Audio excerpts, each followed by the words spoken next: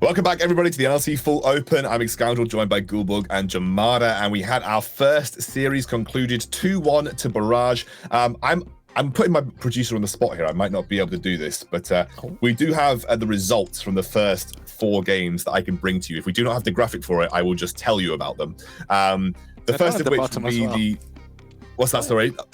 Oh, they just go scrolling through the screen. They're on the ticker. I literally didn't even see. Yeah, they're right there. I wasn't even looking. Riddle beat XY 2-0. Viking beat PK 2-0 as well. Obviously, you saw Barrage beat Eminem 2-1. But actually, the upset of the first round, Nordavind White, which is Nordavind's sister team, the one that qualified, they beat Tricked 2-1. I mean, there was some spicy drafts in that series, but nonetheless, Nordavind White with the upset in that first series against Tricked, making Tricked's path to qualification that much harder in that group. We already have a couple of results from the second set of games as well. Ents versus Envision and Kova versus Unique. Unique are 1-0 up versus Kova, and Envision are 1-0 up versus Ents. So looking to throw some predictions out the window in that second round already. 2 upsets coming away, except for obviously Gulbug, who's smiling there saying, hi, I picked Unique. Anyway, so we have got our second series for Group C to bring your way. It's going to be Team Singularity versus Absolved. I kind of want to bring this one in to have a little bit of a discussion before we get going. Absolved's bot lane used to be on Singularity. So it is actually Singularity's old bot lane now playing for Absolved coming into this matchup. And I mean, essentially, it always means something when you're playing against your old team, because either it's like, oh, okay, so I used to play for you guys and you kind of swapped out the roster and now I'm here. So you wanna prove that you made the better end of that deal. I'm just saying that my producer is trolling me right now, as you can see on the ticker. Thank you. Very nice. Max, thanks very much. Yes, carry on, Gulbug. Essentially, I just wanted to dive into the roster of Singularity, what changes they had made, because most people will probably be familiar with Singularity. They did play in the last NLC split we also had here in summer. They kept Flashes in the top lane, and what usually comes to mind with Flashes was the Renekton plays he had, the kinds of flank he did. He was a bit of a more consistent top laner for Singularity. They brought in a new jungler. They brought in Alex, who's also a carry jungler, but unlike Scooter, who was most familiar onto the Nidalee, Alex just pretty much does it all, and it's pretty much a really explosive style he's bringing into that one. From the mid lane, they're bringing a bit more experience into it. They usually had some more pop-up games from Viral back in the old split, but now they're bringing in their Grain, who's got a bit more experience on the likes of Akali, Sylas, but can also play the control mages like Sylas and Syndra, so we can expect a bit more flexibility from that end. And then Samulek coming from Ultra Leaker, where he's actually been playing a pretty smooth role where he can both play the carries with the Kai'Sa and the Vaynes, but he's also really good weak sider on the Estrels and the on the Aphelios back then. Probably not a champion you're going to be seeing much of now. And then they got Joe, who's a really playmaker. Leona, Thresh, Nautilus, all of them coming out. And reason why this is so important is because the last Singularity roster just had lanes that all wanted resources. They all wanted resources, them lanes, and that just was chaotic gameplay coming out from that roster. Already explaining the players we have now, you can see it's way more well-rounded, where you can see you can create a game plan, what lanes to play for, and actually have a proper synergy in between the members. Yeah, and to sort of just top off on that, Singularity as well, they've got a pretty decent structure around them.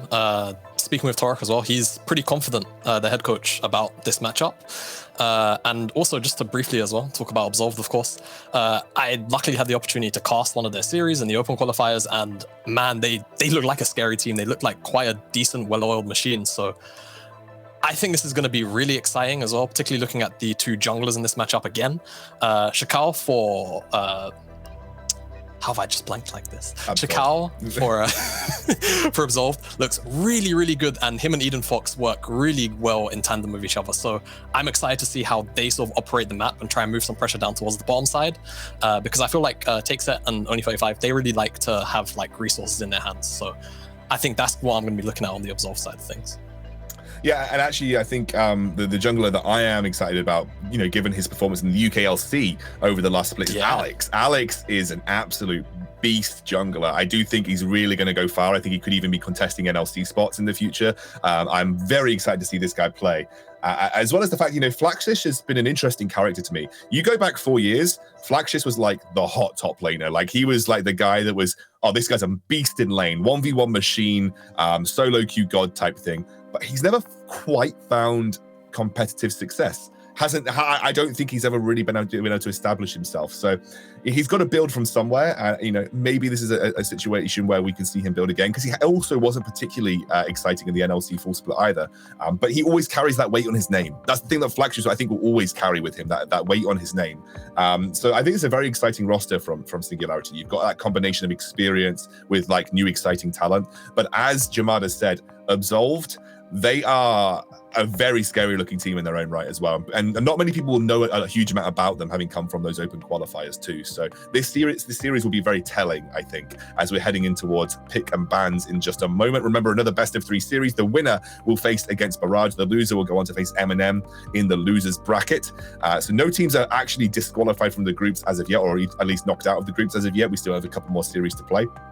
But I think this is going to be a very telling series about the relative strength of a lot of the teams in our competition as well. Yeah, and you mentioned Flaxus, but I would like to take it to the counterpart on Absolved, because the top lane of Absolved as City is pretty much the unsung heroes as well. This guy is the guy who will take care of all the workload for himself on the champions like GP. He'll carry his own load if he wants to play a carry champion as well. I genuinely believe that he is one of the better top laners we have coming into this league as well, where you can easily make a case for him up there. And I think it's going to be really interesting, because you mentioned Flaxus and the name he carry. It'd be huge for Asceti already to, solidify himself as a great top laner by having success today.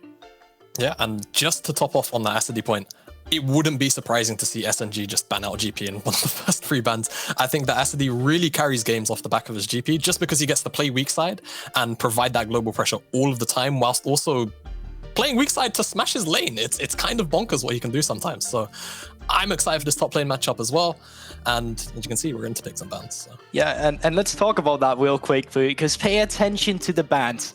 Akali already coming out on the blue side. Huge respect to Eden Fox here. If anyone hasn't watched his games, a maniac on that champion as well. He loves to have those pop-up games on that champion.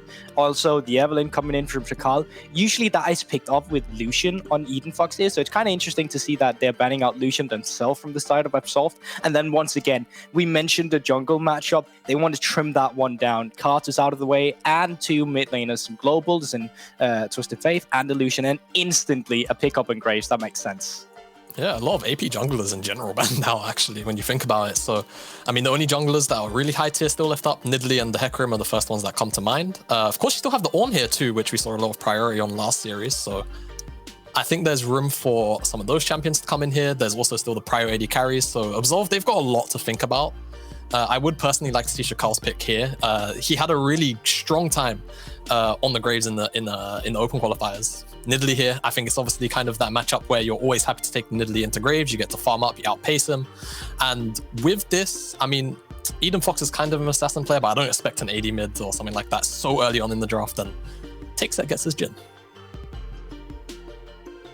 Well, speaking of resources as well, he's one of those AD carries that does well with resources. If they want to invest into takes that he can snowball pretty hard.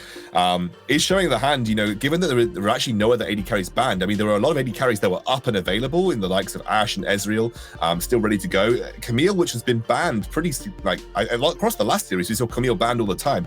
Am I just missing something? Is Camille just that good that she's this, you're able to first pick her or first, at least blue or first 3 pick her in either side? Because both Barrage and M&M seem to think that Camille is blue side ban worthy. So I'm interested to see if this is just something that I've missed. Maybe Camille just really is that strong. And that's the thing as well. I'm also curious to see it, because we saw heavily blue side ban on it, and now it just goes through to the second pick on the blue side here. But it is the Asceti GP we will see come through here. It makes perfect sense when you want a weak side with them as well. Yeah, super excited to see Asceti on this GP. It's a pretty okay matchup in lane for him into Camille. And one thing though that is definitely a bit concerning, seeing the Galio locked in with the Camille. So you kind of already know SNG most likely want to just play towards the top side. I wouldn't surprise me to see something really weak side oriented come out for SNG on the bottom side, something like Ezreal, an Enchana sort of support where, or maybe even something like Bard where you can just leave the lane, leave the Ezreal to farm, and they just constantly play into this top side. And I expect Absolved to hit another AD carry ban here on top of the Ashe, whereas Singularity actually opting into the Sylas ban, which I guess, you know, Sylas definitely does sort of manhandle GP, and it gives him that ultimate to also follow through. So I like that ban from SNG, and I expect Absolved to just follow up with another AD ban. Yeah, I mean, we cannot possibly only expect the Ezreal. It's actually going to be the Senna coming through here. So Ezreal, a champion with a lot of mobility, a lot of good scaling into the game as well, is actually being left open here. And you can only expect that Absolved wanted this to happen, that they saw that these two champions were a bigger threat. Let's see what they're going to pick here. I would expect them to pick a mid laner into the Galio, wait for the counter pick for the support, and try and get a lead down there. But with the Sylas and Orianna now banned out, which is two Eden Fox champions as well as the Lucian and Akali, what has he left in his arsenal? Because it is 4 of his champion banned out here. Set's kind of interesting. I think Set's interesting because it's still able to be flexed between mid and bot, obviously. I'm expecting SNG to just go something like Ezreal Bard. I don't think there's any reason not to do something like that. You just play fully into the Camille. You should end up having mid prio with the Galio for large portions of the early laning phase. And I think you just end up with a really solid draft where you've got clear win conditions that you want to play towards. We'll have to see what Joe decides to go with. Actually wants the Leona, so I guess just sort of giving them an option to engage at least, and then they'll have the Galio for follow-up too. It's just, what do you pick here to salvage it on Absolved's side here? Because it's so clear with the win condition how you want to play from the side of Team Singularity, and the game is a bit harder to play for Absolved. You have Jhin, who's a facilitating AD carry, and Set, who's also an engager, but so who are you facilitating here as well? It looks, if they pick Tahm Kench, they're throwing all the eggs in the basket of Shackle and of Takeset, and just wants them to carry here. So this is going to be all about Takeset. It's a bit interesting though on a Jhin at the same time. I mean, that's very classic, right? That's very like what you guys said. It's Takeset needs the resources, so it's maybe a sort of a more classic Absolved playstyle. It just seems so risky when you didn't really have to build a draft where it's so sort of one-faceted. You could have very easily drafted multiple areas to play around. You had the opportunity to take a mid laner. Of course, they did take the Set and hold that flexibility, but now you've put Set mid. You've drafted Tahm Kench to keep Jhin safe from the engage. So now you're working with essentially just GP and Jhin for damage with sort of base damages from Set, and hopefully Nidalee has to now maybe just go full AP to deal damage. It's kind of strange, but it's what we've ended up with here. I guess it's a little risky, especially with the fact that, you know, Singularity's team fight works so well, right? They have the engage that synergizes together really nicely. Gulborg, what do you think Singularity has to do to win here before we head to our casters? They basically have to do nothing this already. Okay. It's looking pretty good for Singularity. Do you know what? Leave it at that. Gonna hand it at our casters. Orcs and Hitframe, take it away. Some really, really in-depth analysis there from Gulborg. Let's get your input here, Orcs. What are you looking at on both of these teams? Obviously, they think there might be some weaknesses over on Absolved. Singularity, they got it pretty good. What are we liking? What we looking at? I feel like the mid jungle is just going to be the massive thing for me. I feel like I'm really looking at which jungler can come up further ahead. I think both mid laners are going to be looking to contest priority in that lane. I give the edge over to the side of I've forgotten which team's on which side now. Now the draft's not in front of me. Singularity are blue. Yeah, Singularity. I give the edge to Singularity. Just I think Galio better at achieving priority in that lane, and I think it's going to give them more tools in the early levels. But I think it really comes down to who's able to execute this mid-jungle matchup. We keep seeing this Nidalee picked into the Graves, specifically because it's a matchup that he can come out ahead in. But we're not seeing that happen. We're seeing the teams with Nidalee struggle to execute in the game and then falling behind at the later stages because you lose relevancy. If they can execute on this Nidalee, that is their sort of route into this game, and they can lean on that later on. They have a lot of CC they're able to throw around from the Set, and they have a lot of damage output coming from the Jhin and the Gangplank. But ultimately, I need to see this mid-jungle be successful. Otherwise, I think Singularity just going to roll the game. Mid-jungle is where our eyes are going to be going on in this game. We did see in the previous game before this game 3 of Eminem versus Barrage.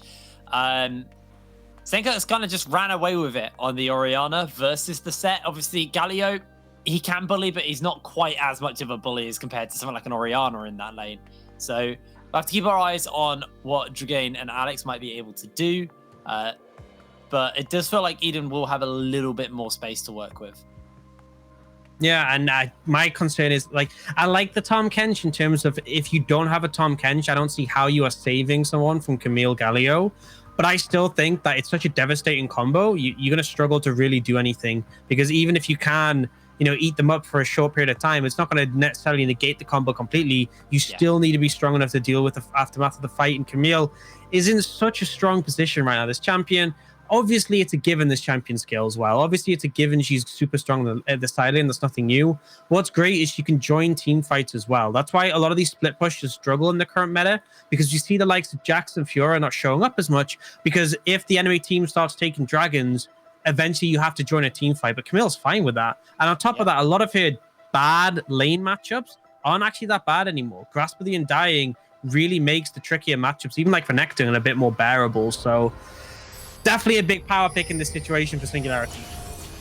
Yeah, absolutely right. Well, we do take to the Summoner's Rift. Sorry about that. We had a slight pause at the beginning of this game, but we are on for Singularity versus Absolved, our second best of 3 of the day. Will we go all the way to 3 again? That's the question. Or are one of these teams going to be able to pull themselves out a nice 2-0 and go up versus Barrage? We'll have to find out.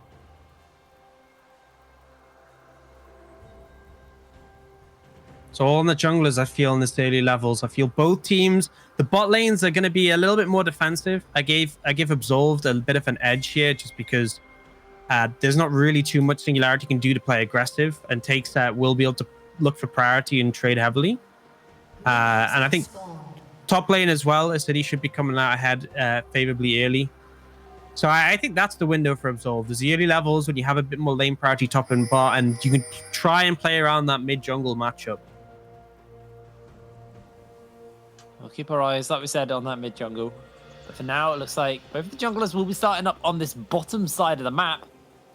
Means we could be in for maybe some plays up towards the top side to try and get Flaxish ahead, or Acid, depending on how the plays go. This is kind of greedy from Shackle in terms of getting a leash from the bot lane. It definitely means that his bot lane won't be able to apply as much pressure instantly. You can see that Singularity's bot lane instantly starts shoving, so the level 2 that I expect Absolved to be able to hit first isn't going to come through quite as soon. But I like the decision. You know, you're playing this Nidalee to win the matchup. Your bot lane will be fine. I like having a leash on the Nidalee so she can start to get some momentum in the jungle.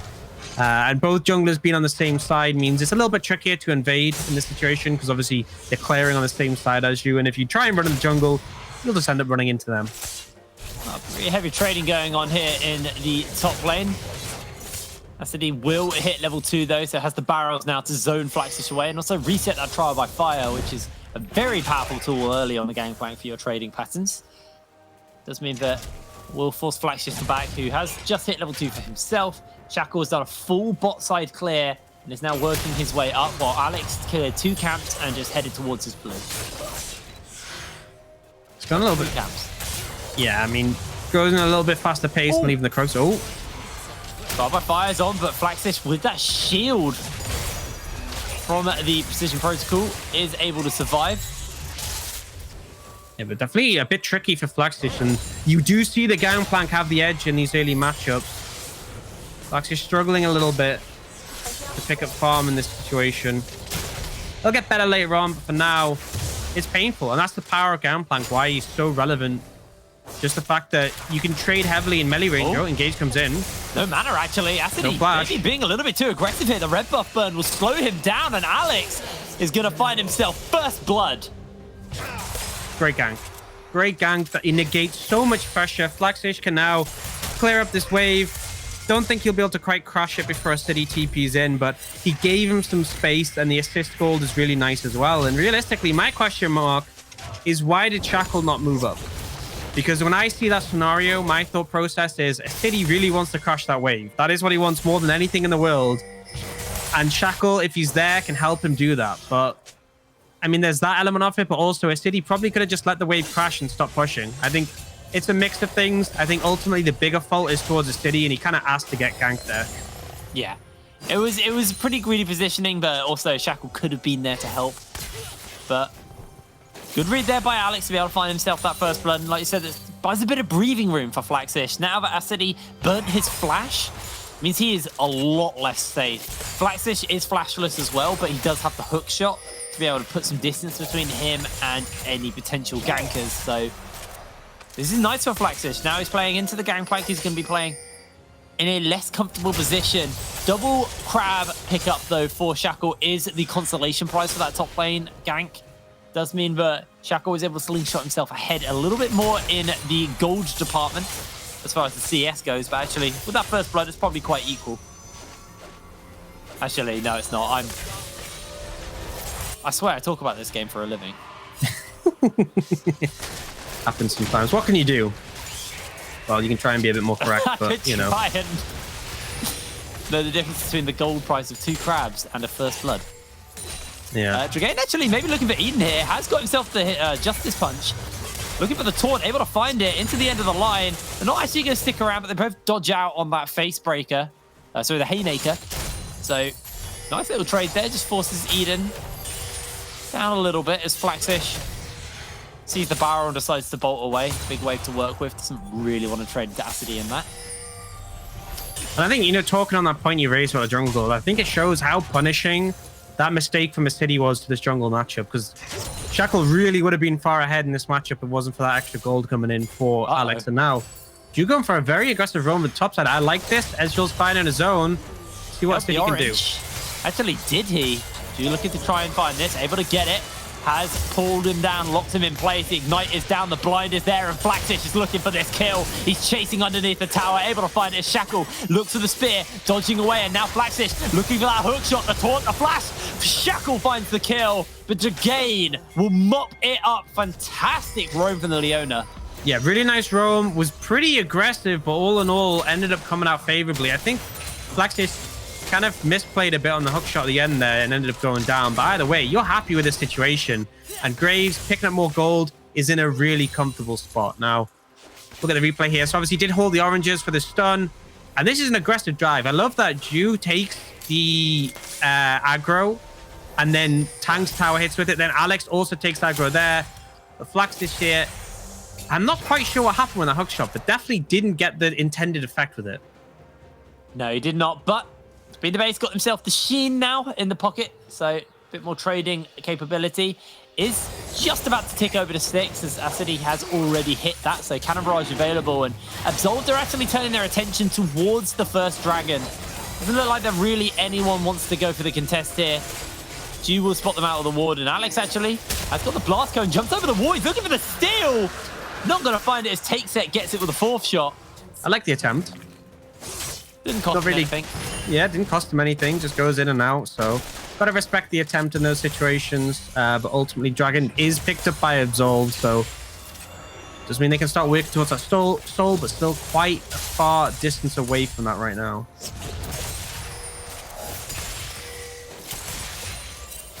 Slows down a little bit the tempo, but Singularity have been able to pick up as well here. With a lot of this attention towards the top lane, and it's the scary thing. You start to get Fiora into a comfortable spot. She can be a real nuisance. Not only does she have team fighting capability, but that is a terrifying split pusher. Without a doubt.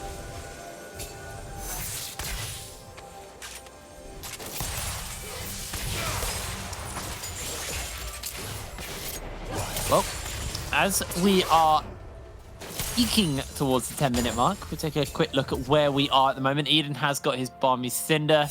Dragain running around with a Hextech Revolver. Obviously, the Sheen on both of these top laners have been picked up, and Shackle has finished the Runic Echoes. Alex hasn't been to base for a little bit, so probably has that Warrior finished up, but yeah.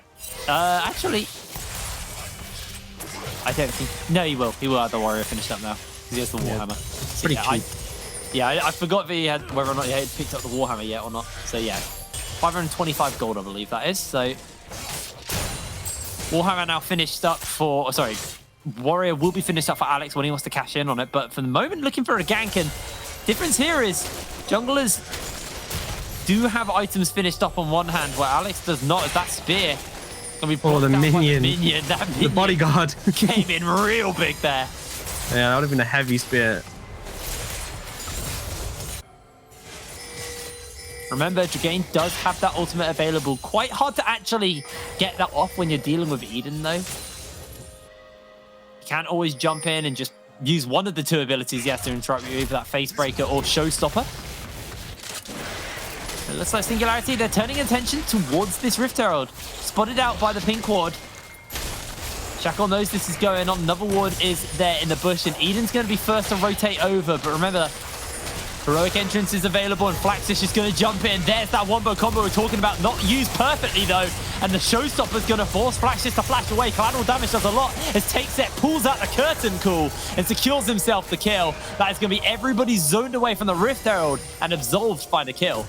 Yeah, that's the easiest combo in League of Legends, and they managed to mess it up. It was very early ultimate from... It was either an early ultimate from Dragain or a late ultimate from Flaxis, but the communication was off. They don't end up using the ult on the right target, and the end result is they lose a member, and they are now going to lose his Herald. So Singularity definitely had the momentum in the early game, but that was a pretty big mistake there that really shouldn't have happened. This is a really good pickup here for Absolved. Able to find that. And either look at this again. So the ult comes in there, but Flax just held his ult. So it's that's the thing. It's one of the two. And in here, the fault comes down to communication, right? They should have called the target they're looking for when they're going to ultimate, and it ended up being off. And the end result is they didn't manage to isolate a target and take them down. And ultimately, that did cost them the Rift Herald, an objective they were the ones to start up. We've got a minute now until this Mountain Drake is going to be spawning up, and you can see that Singularity have moved their way over into the area, and they're slowly starting to ward it up and nestle some control for themselves if they want to go for the contest. Singularity, though, do have to be a little bit careful. There is no teleport available on Flaxish, but Acidy does have the teleport. However, Cannon Barrage will not be up, while the Hextech Ultimatum will be up. So we'll have to see what is going to go down, whether or not Flaxish decides to make his way over towards the dragon now. It looks like for the moment, wants to make his way up towards the top lane.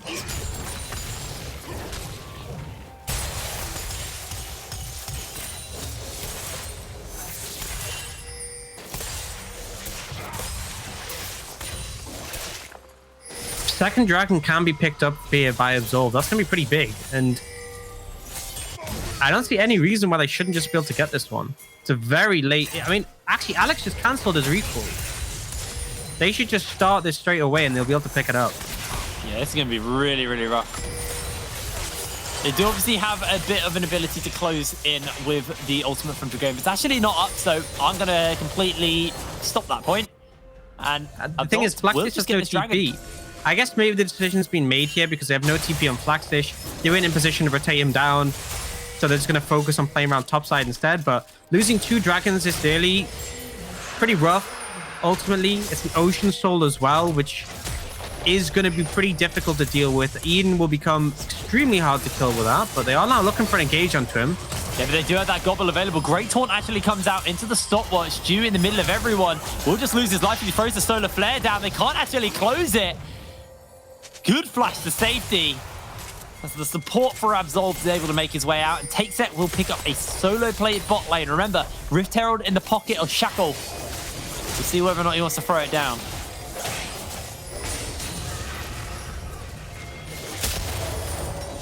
Just be able to get out in this situation. It was an aggressive play ultimately, I feel, but they don't really get punished from it other than losing stopwatch and flash. You can see both teams quite heavily fishing for some plays. Herald's gonna get thrown down mid. Eden's just gonna continue to trade into Dragain. Obviously, the magic shield on the Galio actually somewhat useless here. As the plates get picked up, the taunt gets used, and Absolved get out scot-free. A bunch of gold in their pocket. They're very happy with that series of plays. Shackle got the gold there, so quite a big influx in his pockets. Honestly, not the best Herald usage, but plates going down soon. They just had to throw it down the mid lane and pick up what they could. Didn't get to take the first tower with that one, though, and This game, I mean, there's been moments, pockets, little spurts of aggression, but for the most part, it's been pretty slow. Not actually too much has come from the plays. And I expect this third dragon is where we're going to see a big fight, because that's the one where Singularity really should be stopping this dragon snowball. And on top of that, there's going to be a lot of spikes coming in. We've got the Storm Razors from Takeset, the Manamune from Ezreal going to be followed up by a Sheen afterwards. But these tanks, this Galio, this set, really going to be relevant at this point of the game. I like that. You see Shackle actually make his way up to make sure they can crash that wave and reset it.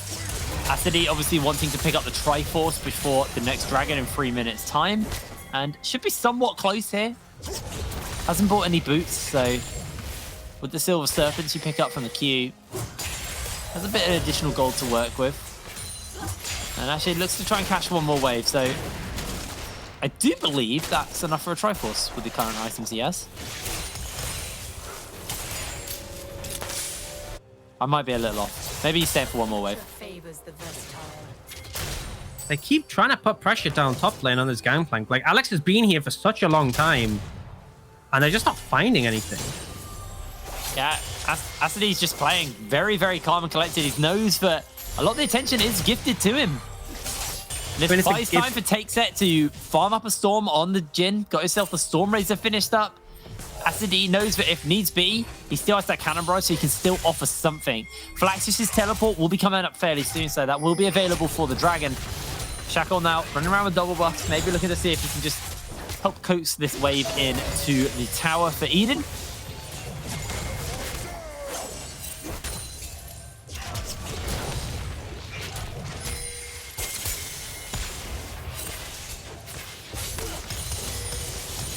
See Shackle moving now towards the top side, and finally Alex has moved somewhere else, so looking to try and get some vision control in this dragon area. The setup's starting to come in. 1:30, and this will be the big one. You can see Singularity already moving to deny. I think giving a third one over to Absolved can be super threatening, and we always talk about the third dragon being the one to contest. It's because after the third one, even if you win the fight, if you lose the dragon, it's soul over to the other team permanently. There's also the situation where the enemy team having 3 dragons, they can let you take the dragon and trade it for, you know, towers or a baron, because they know that you have to prevent every single dragon when they're at 3, whereas they're not really concerned if you pick up a couple. So this will be a big fight, I expect. A lot of tools available. I think ultimately it's about finding the initiation you want and having the correct tools to deal with the enemy team, because if you find someone isolated, both teams have potential to pick them. We've actually had really good luck as far as the dragons go. So I found Infernal and 3 Oceans so far. Ocean obviously very impactful in this game for both teams. When you got these front lines, it means they're just that much harder to kill, and also means the Jhin might get a little bit harder to kill if the Absolves are able to pick that up. Running around the Storm Razor and the extra crit cloak means his damage is pretty high spiking right now. Shackles on the other side of the map has still got a minute to go, so just looking to try and power farm as much as possible here, as Acidi wants to crash this wave into Flaxish, force him under the tower, force him to deal with the wave while his team can set up for this objective. Although Shackles on the other side of the map, as Flaxish gets a really filthy trade-off onto Acidi there. Yeah, a lot of damage, but fortunately City can kind of just brush it off with the Corrupting Potion for the oranges as well, and both top lane is now a TP. Dragon coming up in 35. Vision control mostly in favor of the side of Singularity, and Dragain has priority mid as well. We can actually see Shackle coming in with a very late reset. They are coming back onto the map, but in fact, only 35 also resetting here. This is very late from Absolved if you want to contest this objective. And now they're going to have to force through areas where they don't have clear vision off on the bot side. They have a couple of wards here and there that haven't been cleared, but this big branch towards the pixel brush and on the left side, not really much vision. And now Singularity going to start clearing some of the enemy vision out as well. And to me, that screams that Absolved either just weren't willing to contest it, or they felt confident that they were able to. As Ju actually jumps in onto only 35, takes it over the wall. The Solar Flare used onto the support. Flaxish, long-range flank. Here comes the Cannon Barrage. Alex in the center of it, taking a lot of damage as Takesol has that 4th shot available. Flaxish dealing with the frontliners. That's going to be Singularity getting it as the Showstopper comes down. Takes it, will lose his life to Flaxish. He finds himself a double kill. Now he's turning his attention towards Eden. Eden's going to go down as he uses the shield to keep himself up for a bit, as Alex throwing out the ultimate ultimate, unable to get it. Eden survives. Flax just finds himself a long Kong triple as Acidy and Shackle are looking for Jew. The taunt's going to come down from the Galio, not able to find its mark. And Absolved are just wiped from the map. Yeah, Singularity find the combo. Flax just goes in, and I actually like the decision to go for the Tom Kench there, because as soon as he died, did you see what happened? It takes that. He just got shredded. Without that Tom Kench protector, you are vulnerable. The fight became split, and Singularity just ran over it. And the biggest beneficiary was Flaxish on this Camille. So they look for the Tom Kench. They have to invest a lot here to take him down. But what's Flaxish? After he kills only 35, he jumps over the wall, just almost instantly takes that take set with the help from the Galio Q. And as soon as take set's down, it's 5 against 3. Eden's in a bad position, and Singularity are just dominating that fight. Even though he does dodge a couple of skill shots at the end, will go down. And it's just a very aggressive play from Singularity, but it's what that comp does. This is literally what it says on the tin, and it was beautiful execution. It really was. Take set. In maybe a slightly questionable position away from his team, but he was looking for a flank opportunity, building towards that rapid fire cannon now. Pretty close to it as well with the Kirchi Shard and the Zeal. Absolved were able to pick themselves up at least something. They got themselves the mid lane tier 1. That was first turret blood as well to them. The gold went into Acidy and into Shackle. Roa now finished up for Shackle. Acidy with the Triforce and 2 long swords in his inventory. He's looking just to try and deal with his wave versus Flaxish. As Flaxish just jumps onto him, the orange actually going to do a lot there. And Acidy actually just winning this 1v1. Hexacle Ultimatum and Cannon Barrage have been thrown down a piece here. As Acidy, he's just going to lose his life. And finds himself the shutdown. Zemek actually gets himself a little bit of something. And that'll be the end of Shackle. A double kill for the Ezreal. Eden's just going to back off. Flaxish is like, hey, you want a 1v1? Not even close. 3 members end up coming down from Singularity to clean up that kill on Acidy and Shackle. And again, Singularity come out ahead despite some good dueling from Acidy. Now, all coming in. Yeah, they are looking for this. They do find themselves a knockup. Alex goes very low as it's just more kills for the Ezreal. Alex actually finds it with the collateral damage from downtown. 4 members of Singularity now closing in on this tier 1 turret. Takes it.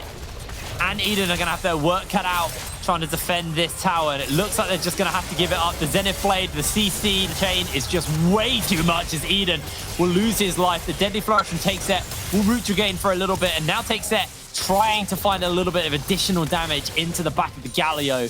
Regain able to jump away to safety. And honestly, I feel like the individual play from Absolved is fine, but I think the execution as a team from Singularity is just far better. They're able to find the fights they want. They're able to bring numbers. Even when the city finds out playing the 1v1, it doesn't matter. They still lose 2 members for that 1 kill on the Flaxish. Yes, they get a shutdown, but Singularity showing they're in control in this game. Dragon is up in 2 minutes. Singularity likely going to be able to want to take this one as well and look to equalize. It's 2,000 gold lead, which isn't huge, but it's where the gold leads are in particular. Actually, to be honest, it's pretty even across the board. There's only little bits here and there, but to be honest, I'm just looking at the fact that this Camille is starting to really become a massive threat. Yeah, it's really starting to be a problem as Takes it. I don't think you've got the ability to win this fight here. The red buff burn will cook him to death. That's a nice and easy kill there. Flaxish has got a jungler waiting around for him, but Shackle's just going to finish that recall, and now 1 minute 20 seconds until the Ocean Drake comes up, and Takeset being forced back to lane. This Ezreal is really starting to hurt with the Iceborne Gauntlet, fully stacked Mirror Mana, and the buildings of that Death Stance. I mean, yeah, Ezreal spiking at this point. Camille is nearly at the 2-item spike. It's difficult to see the win come for Absolved, but ultimately, they need to be able to keep Takeset alive. Takeset, it feels like he's constantly isolated on his own. You need to have protection for this Jhin. That's the whole point of picking this Tahm Kench, and I'm just not seeing it. Yeah, only he's trying to kind of match the roams from Dew around the map, and it's just leaving Takeset exposed because an Ezreal's much safer, especially this kind of Iceborne Gauntlet build Ezreal. Much safer than a Jhin in an isolated lane. It's not even just on the map as well in the team fights. I want to see a little bit more effort to keep Takeset alive. It's difficult, obviously, against a Singularity team composition. But I think the important thing is getting early vision set up, and that's something that Absolved haven't really done. It feels like Singularity much more clued in on resetting, getting to the objective, and then setting up vision.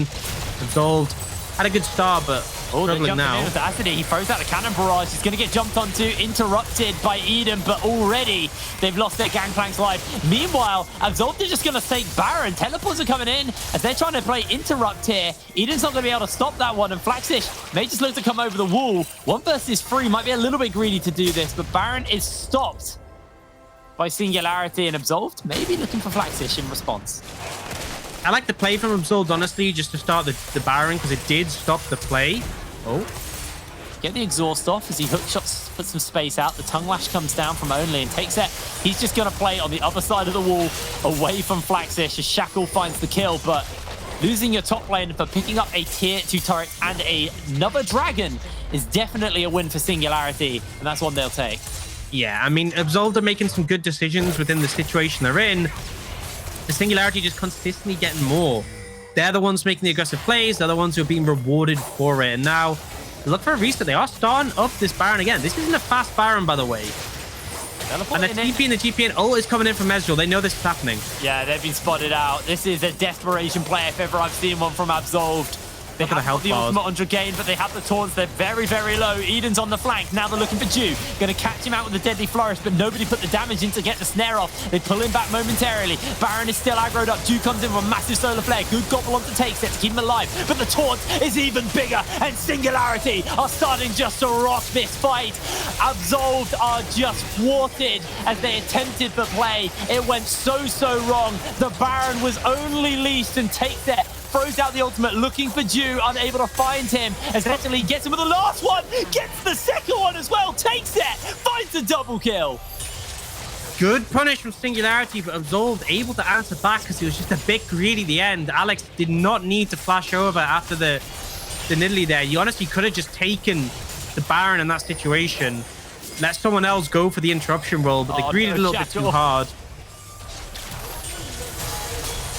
Shackle going down. They even add insult to injury as Dragain makes his way in. Not much you can do there. Still, it was really like watching a lion stalk a gazelle. Wait, only gobbled that. Oh! They got it. I thought Takeset was going to get an auto in time. Let's have a little look at that fight once again. Look at the health bars. Your magic resist is being shredded by the Baron. And also, this is a red side Baron play. So they are trapped in the pit. Dew goes in. Galio's there to follow with a massive taunt. There's no way you're winning this fight. We're back into the action. Baron's getting started up again. The cannon barrage can do a fair amount of work here. The Deadly Flourish actually goes a little bit wide.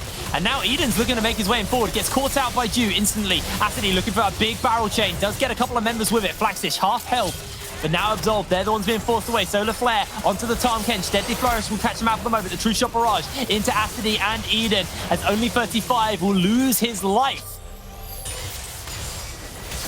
That's rough. I think it's telling how strong Singularity are right now on the fact that they just tanked that Gangplank ult with Baron shredding them as well. And they still managed to just push chop the fight a member of Absolved. Normally, it's extremely difficult to play against GP and take a Baron because coupled with the MR share of the Baron, the GP ult does so much damage. And they just ignored it. They literally just tanked it and then still managed to come up the fight. I mean, Singularity are looking extremely strong right now with the Death Dance on the Ezreal. 2 items and a bit on Flaxish. Really looking comfortable with a 5k gold lead. Now, a minute 45 of this next dragon. It won't be Soul, but it will be the point before. I'm not seeing that many win conditions for the side of Absolved. It's hard. There's no clear target to punish on the side of Singularity because they have the Galio ult and everyone's so bulky. Even the Ezreal, who should be squishy, has got a Death Dance and Iceborne Gauntlet, and I just don't feel like they have the damage. I don't think Takes really gets a chance to auto-attack anyone in these fights. Does look like Absolved's win conditions are starting to dissolve. Singularity are just starting to run away with this game. Zonya's Hourglass on Dragain as well. He's building towards that Leandra's Torment. And look at Ezreal right now. 606. Last Whisper, Bully Samurai Mana, Iceborne Gauntlet, and the Death's Dance versus 2.5 items on Take Set. Precision is the only standard. There's the Infinity Edge. Okay, so Takeset's finished up his third item. Does mean he's going to do a lot of damage. You can see the gold difference over time on your screen right now. It's in favor pretty heavily of Singularity. It was pretty even for most of this game, but just as we got a little bit later in, Singularity recognized when they were ahead, and they went pedal to metal at that point. When they started spiking as well, it really feels like Absolved just don't have a way in on this. They needed this mid lead to come out ahead. They needed to find momentum, and they just didn't. And now these spikes have come in for the start of Singularity. It's looking rough. Realistically, they need Singularity to make a mistake if they're going to find a way back in the game. But at the moment, Singularity just aren't really overextending. Going to pick up this dragon pretty easily. There's no vision anywhere near this. So no contest going to come in for Absolved. That does mean that Ocean Soul is very close. A 4 Ocean Soul for Singularity is just going to make Takeset's life so hard. I mean, I think at that point the game is over. Yeah. It's pretty over right now, but it is mega over. Yeah. Death Dance for Flaxish as well. I mean, that's the thing. Death Dance synergizes so well with Ocean Soul because it just makes it so, like, the damage dealt to you is tickles for much longer, trickles for much longer, and the healing has more time to kick in. So, like, even though Flaxish isn't a full tank, having the Death Dance and the lifesteal to keep himself alive will allow that Ocean Soul to get such huge value. Yeah. And you're looking at Takeset, he's somewhat like a burst AD carry. Doesn't consistently put damage out, you know, like something like a Jinx that is constantly firing away.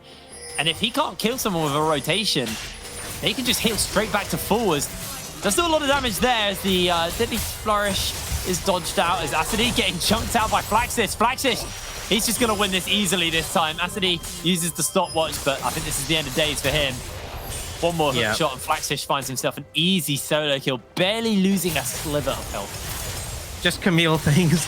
You know, Scandal was asking earlier why Camille's getting so much priority. There's your answer. Oh, Takeset's the one who reveals it all. They get caught out, but he's looking to jump away. Alex exhausted onto him. Takeset's trying to survive. Flashes over the wall, but Flaxish is the one he flashes into. And he goes and has that kill nice and easy. 2 kills already picked up here for Singularity. The taunt's flashed away by Shackle. Looks for the spear, but Flaxish is just immortal at this point. A double kill picked up for the AD carry. And this is going to be the end of days for Absolved. It's an ace and a triple kill for Zam. Just absolutely decimated them. Flaxish, just with a Death Stance, feels unkillable. And it's a 5-0 in the team fight. You can see they try to keep Takeset alive. Only 35 ate him out of the Galio ult.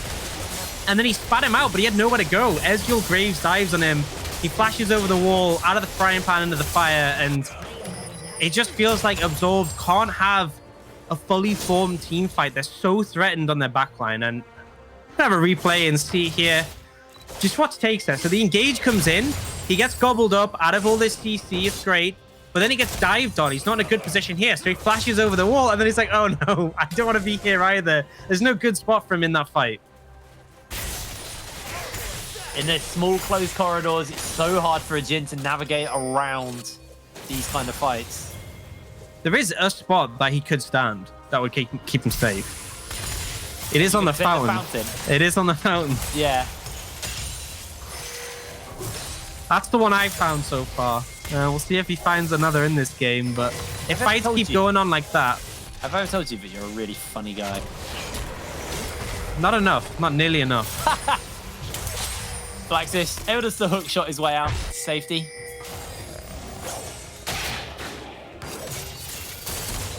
Bam put a lot of pressure. The level differential here is pretty staggering as well. It's a level 17 Ezreal, 9-0. I mean, he just took a barrel from Asadi and then queued once and chunked him even harder. And the wombo combo's coming down. The health bars are just melting, and Singularity running away with this game. A double kill for Flaxish, as they're just going to use these minions to push in and end this game.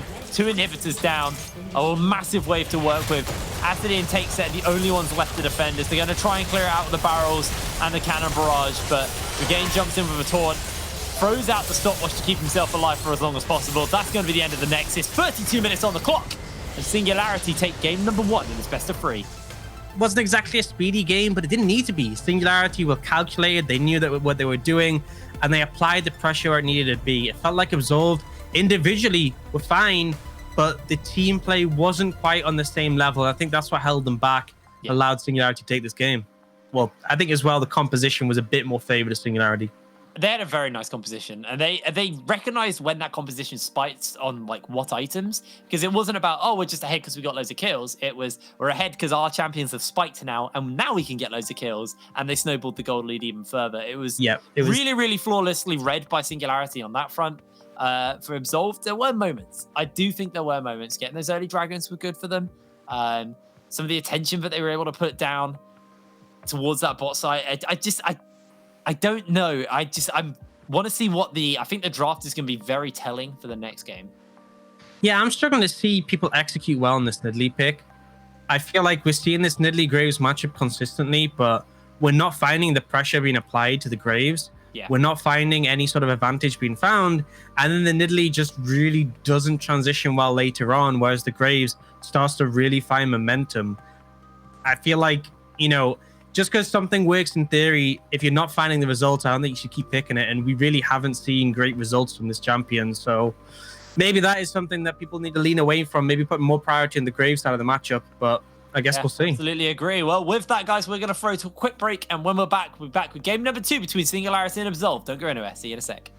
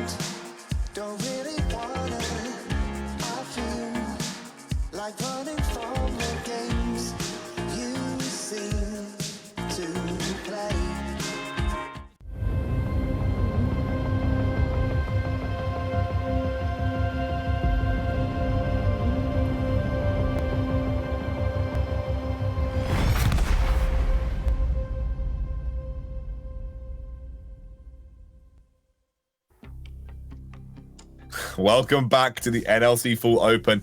And yeah, that was a game. Absolved unfortunately weren't able to even really get competitive against Singularity, who I think, Jamada, you correctly pointed out, started off by investing a lot of resources into top lane. They really looked to shut a city down on the gangplank, and Flaxis was the beneficiary of that. And I just don't think that they had a game plan when all of those resources went onto the top side of the map. Yeah, and it just kind of goes back to the draft, in my opinion. I don't know. It's kind of strange when I look at this Absolved draft, because I feel like they set themselves up really well in the first 3 picks, and then they really fumbled by taking the set in R4. I think you just take your mid laner there. You know that you're probably laning into Galio, and then you just hold onto your support pick, and you just pick what's sort of necessary. But instead, because they decide to put the set mid, they end up with this sort of like, Jhin is the only damage realistically that you're going to get for a relatively long time. GP is going to need 13 levels to be relevant. So I think for me, for Absolved, it goes back to draft. I think if they put Eden Fox on something where he's actually sort of, he's got agency and he can deal damage, then I think Absolved are working with something where they're happy. But I just think that this draft wasn't really it. And when you look at the other side, Singularity just have a much easier to execute comp. I completely agree with Jamada here. Like, everything he's just spilling out here is straight up facts coming out from it. And I mean, from the beginning, we talked about that Shackle and Eden Fox were supposed to be the star players who were supposed to come in here. And it's just like, they didn't even show up to play in the first game. They picked champions that are all facilitators. And it's just like, who's facilitating who? When we're all facilitating each other, there's like no one to stand out and actually do damage. And at the same time, Absolved managed to remain competitive for way longer than they should have been able to. Imagine if they had like picks they were able to have agency on in that situation. They could be way more competitive. But as soon as that outscale just hit with some item power spikes coming in from Singularity, that lead just exploded.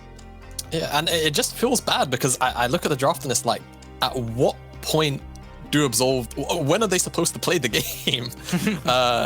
Like you've got this sort of really safe side bot side from Singularity. Ezreal and Leona can't really be like punished that hard. And then, Galio, when Galio gets locked in, you're not laning. You're not laning into Galio. Galio's just gonna shove in waves and walk to sides.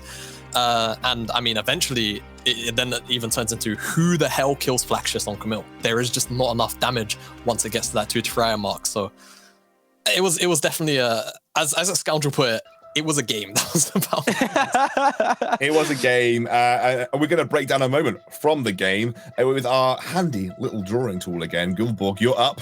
It's your time to shine once more, buddy. Let's take a look at the clip that you've selected for us. I will ask you all to take a look at the minimap at first. We are having a situation where you're looking at a Tahm Kench and Jhin versus an Ezreal. At this point in the game, it's completely impossible to dive this Ezreal. All summoners up, you don't have Ignite or anything like that to punish him. So the fact that Joe realizes this and just said, well, what the hell, I'm gonna move top lane then, is absolutely perfect. They have every right in the world to do it. So let's play the clip.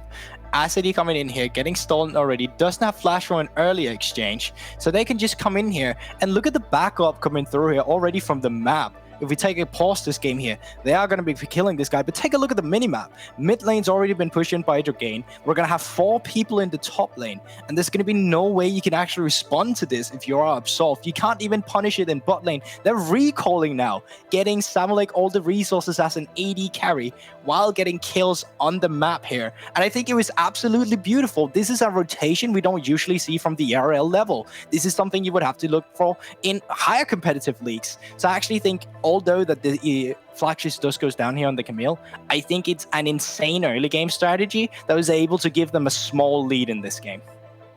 And they were able to snowball that lead into, obviously, Flaxis doing incredibly well in the side lane. Eventually, just a city unable to cope with him.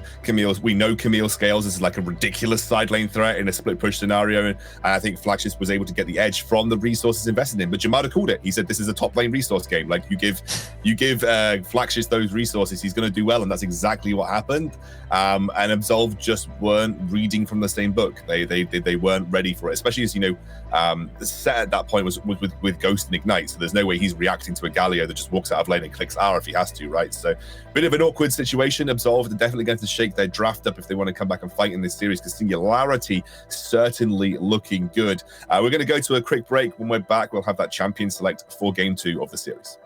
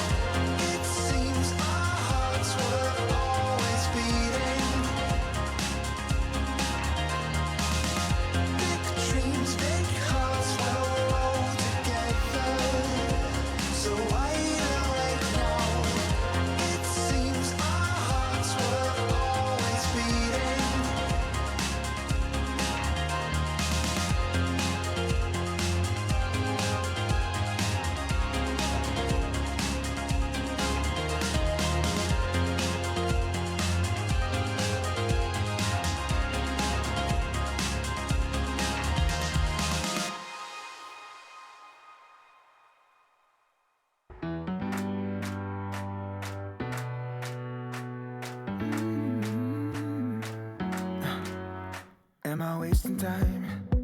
'Cause I'm already gone. So long, can you stay the night? 'Cause you're the thing I want. I know you're feeling different when you're stressed out, but even with no makeup you still stand out. 'Cause no one makes me feel the way you do now, like you do now. The way that you move your body, you make it look like a hobby. Every time that you touch me, it's electric.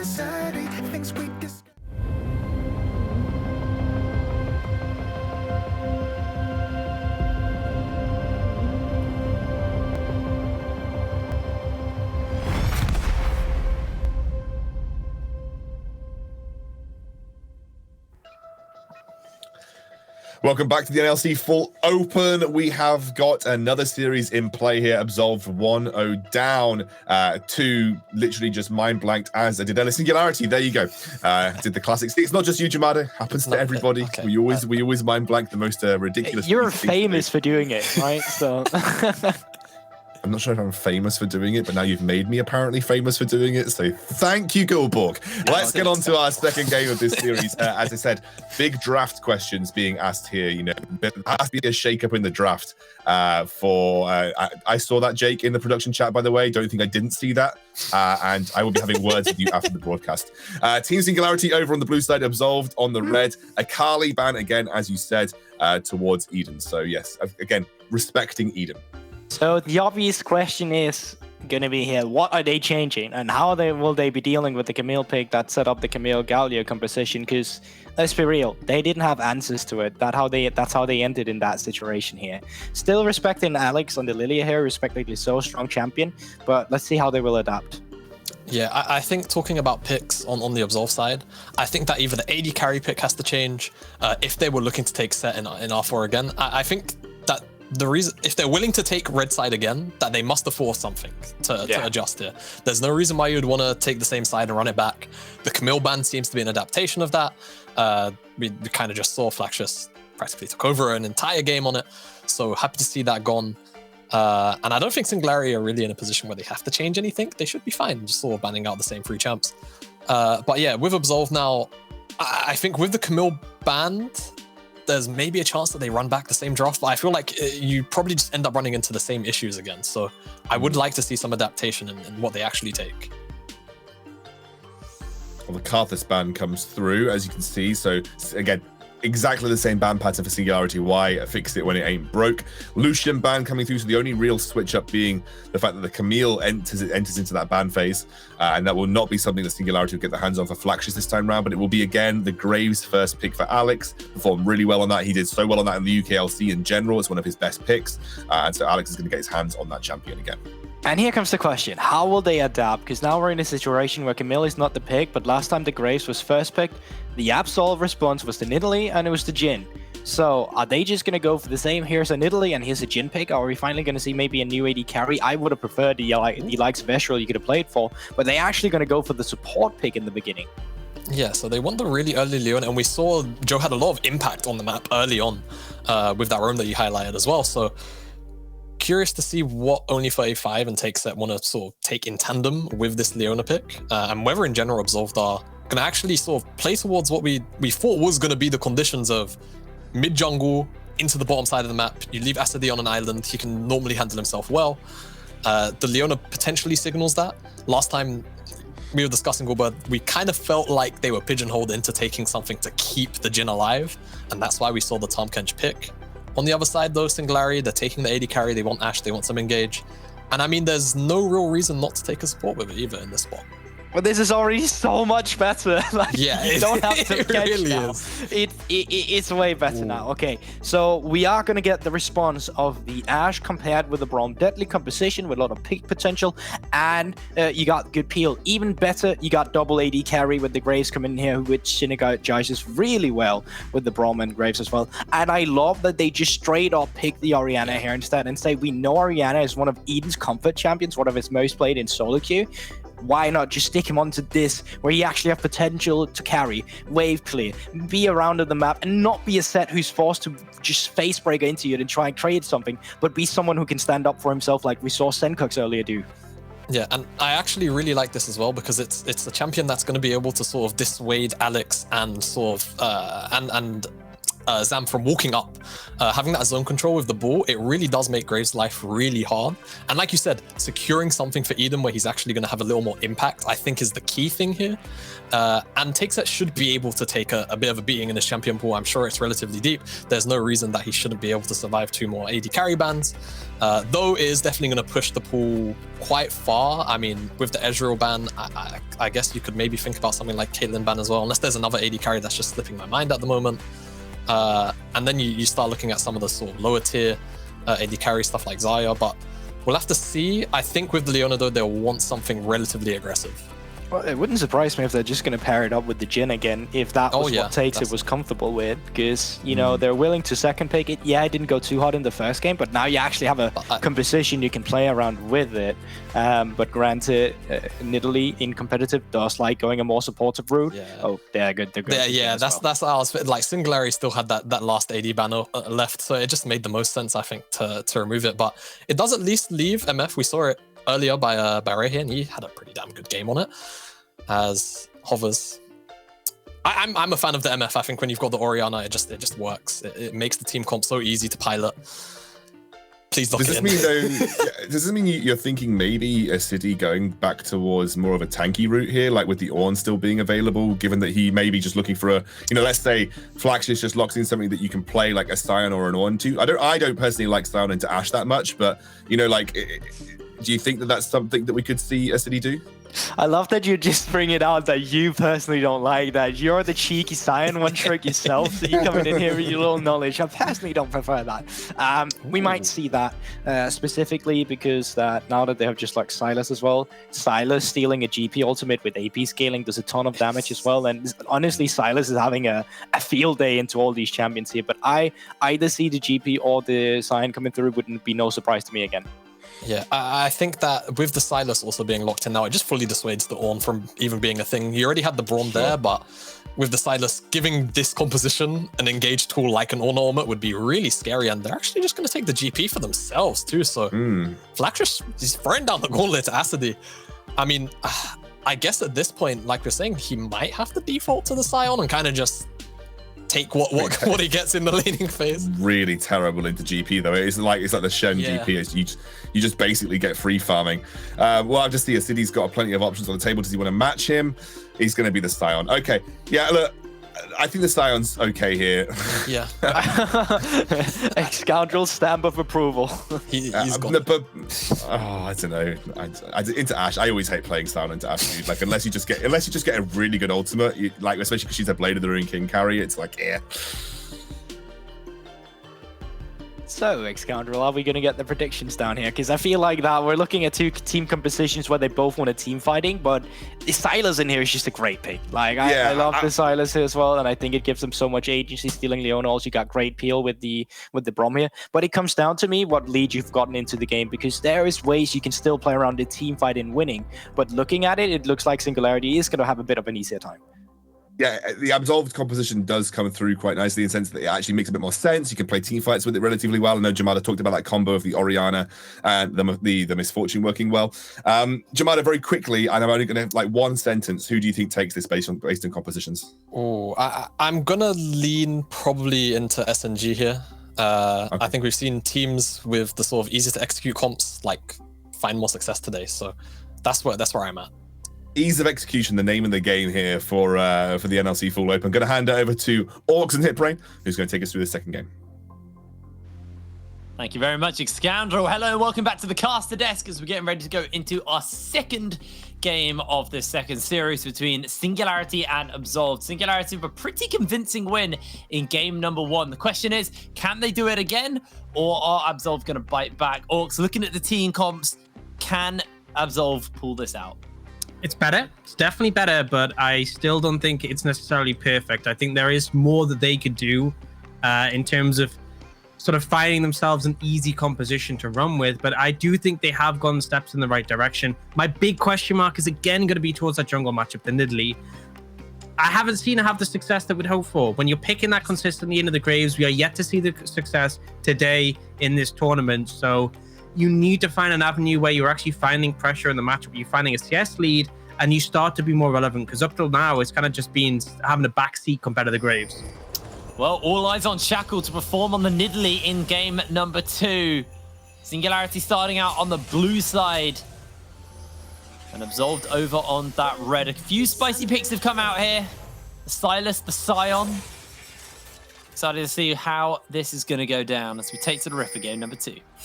30 seconds until minions spawn.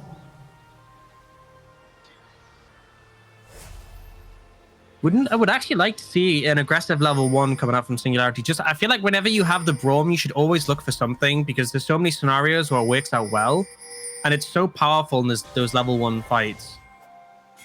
So if they find a window, I would absolutely like them to look for it. Well, it looks like Minions have spawned. is Ju looking for maybe something a little bit cheeky here. Hope things were going down, but it looks like they are going to go for a delayed invade here from Singularity. There is that ward just by the pixel brush, which will spot them out, but they actually, I thought they hugged the wall by the dragon pit. Okay, so Singularity spotted out here, Scion in the bush, and now they've been seen. Acid-E gets a big decimating smash out and only just flashes in. Zamok's actually just going to go down. First blood already picked up, and now Ju has to flash the wall, but he's stunned. He's locked down. He has nowhere to go. Absolved get a double kill onto their AD carry at level 1. Beautiful punish to bring a city down on the Scion. I mean, I'm talking about strong level 1s. A fully channeled decimating smash on the Scion is an automatic level 1 winner. Beautiful play. And I love the emote spam as well. I mean, we're seeing it again, baby. Look at this. Everybody knocked up. I love it as flash well. Over the wall. The aggression from only 35 to flash for the stun. Gets the stun there on Juice. There's no way he's getting away even with a flash. And critically takes that, gets both these kills on the Misfortune. And the enemy bot lane is later lanes. So Zamalek and Jude, they've lost all their summoners bar the exhaust. The later lane and the enemy MF has 2 kills already. It's devastating. Absolutely devastating for them. But they're able to get themselves back to lane, though. They have obviously got a level disadvantage to work with here. As Blackstitch also on a bit of a struggle here. Only good thing for Singularity at the moment is that gold hasn't been spent yet. But the first base from Take Set is going to be filthy when it comes through. Yeah, and it's going to give a massive, like 1,000 gold already. Oh, That's rough. That's just how it is sometimes. You go for the aggressive invade. Problem is, with it being late, enemy team can plan for it, and they did. And as you said, if they'd hugged the wall there, they could have gone in a completely different direction. Absolved wouldn't have been ready. Ultimately, it was nice preparation from their side. yeah, it's a really smart read there. Alex starting up this crab. May look for a double crab start here, actually. Although Shackle's making his way down. We'll spot him out, but the smite goes down, and Shackle just sends a spear to send Alex packing. As now the junglers are racing for this, but Eden's getting chunked out by Dragain. A minion, once again, get behind me, Mr. President. Blocks the Nidalee spear. Minion's just so helpful against They're Nidalee. actually coming up huge in this series. Now, If we want to see Nidalee do better, we just need to remove minions from the game. That's the solution. I mean, could you imagine how boring the game would be? What you do, even? It's just the only way to get experience in gold is kills. Yeah, and you just can never kill towers. Tanks would be a lot more important. But then you have the minion magic for the armor resist shred they do. Game would be a lot longer and a lot more boring. Yep. Luckily, that's not the case. And luckily, minions are in this game. Yeah, I'd like everyone just to say a thank you to the minions for everything they do for us. I don't think they're really appreciated much. Millions of them die every day on Summoner's Rift. So, be appreciative. Aren't they just bits of cloth for animated? I'm fairly certain that's the lore of them now. Doesn't mean they don't have feelings.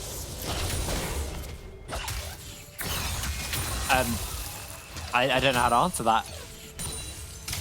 I don't think napkins. Oh no, Eden's dead. Flash is out. Eden's alive. Dragain might die. Nope, he's fine. I called it. I called it, and I called it wrong. A lot of pressure coming out though here from a city, really making things difficult for Blackstitch. Blackstitch can't even get the barrel off. Does obviously have the orange to heal up a little bit, but Sapphire Crystal and refillable potion means hasn't really got too much to sustain himself with. He is going to try and stay in this lane for a little bit longer if possible. As Absolved are going to start up this Mountain Drake. 5 minutes on the clock. And that looks to be their pickup here. BF Sword on take set to Zamalek, who has gone for the Vampiric Scepter. Now, maybe we talk a little bit about what that mid lane gank meant. Orianna is a very exposed champion in laning phase without that flash. So I would like to see Alex make another move into this mid lane to deal with Eden. I think the chain gang's super important if you're going to be in the flash in that scenario, but a city, Has got flash. Can clear the wall. Flaxish not going to flash after him. It's one of those moments where it's like, are you going to do it? Okay, Eden's just going to come in. They put the wall up to try and block a little bit here. Juice used it. Zamalek's in for a whole world of hurt. They're bringing the teleport down. They're actually surviving for a long time. Shockwave lands onto one. The cannon barrage is there. Shackle's going low. Zamalek's actually able to hold his life as Eden does find himself one. Dragain steals the Nidalee forms. And oh my lord, Singularity have done it. Dragain's out and takes it. The only one to survive the dive. What a turnaround there. Just overzealous from Absolved, and it backfires massively. TP comes in, cannon barrage as well. Great tools utilized there to keep things in favor of Singularity, and they managed to navigate that one incredibly well, all things considered. Got a nice little replay off that. And it's like you can tell the plan here is to wait out the Braum shield, which is the correct decision. Spear lands, but they just wait so long. What are you waiting for in this situation? You already took the shield from the Braum. Why do you need to wait for another 20 seconds or so? It just gives time for the enemy to react and end up decimating. Dragain as well, really well utilizing the Nidalee form. Not something you typically want as a stylist, but working to great effect there. And that was the most clutch cleanse I've ever seen at the end there. It's actually, might have to hold that fort. Dragain getting jumped onto. Kingslayer for a bit more survivability as Alex slides over the wall. The Ash Arrow a little bit wide, but Alex is coming in with that collateral damage. Eden just about gets out alive. And here comes Shackle. Minions aren't going to block that spear, but it's still going to go wide.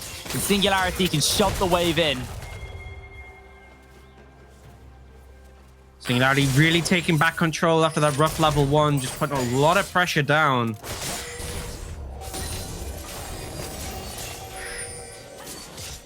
I'm loving the movements from Ju as well around the map on this Braum. Great skirmish and That's what did Leona. As the Rift Herald spawns, Flaxish has a shove in the top lane. Mid lane is crashing as well. That's just going to be a nice and easy Rift Herald picked up here for Singularity. Yep, that's a freebie. Only pretty low on HP in that situation. No flash, and Dragain gonna take those kills any day of the week. And obviously, there's been a bit of a contention about Essence Reaver over the Bork build on Ashe. In this game, I absolutely love the Bork build. You got a Scion on the front line. You're going to want to be able to shred through him. Definitely a better build here. So, liking this pick up for Zamalek. Going towards that at the moment as Flaxis just quite happily matching the take set here in the top lane. Farming away quite comfortably. Got to chain those though. Yeah. Eden gonna take a plate here. Quite a more explosive game than game 1, although we did see game 1 slow down substantially after this point, so I'll have to see whether this one ends up going in a similar direction. But for now, both teams looking to find advantages where they can and putting the pressure down.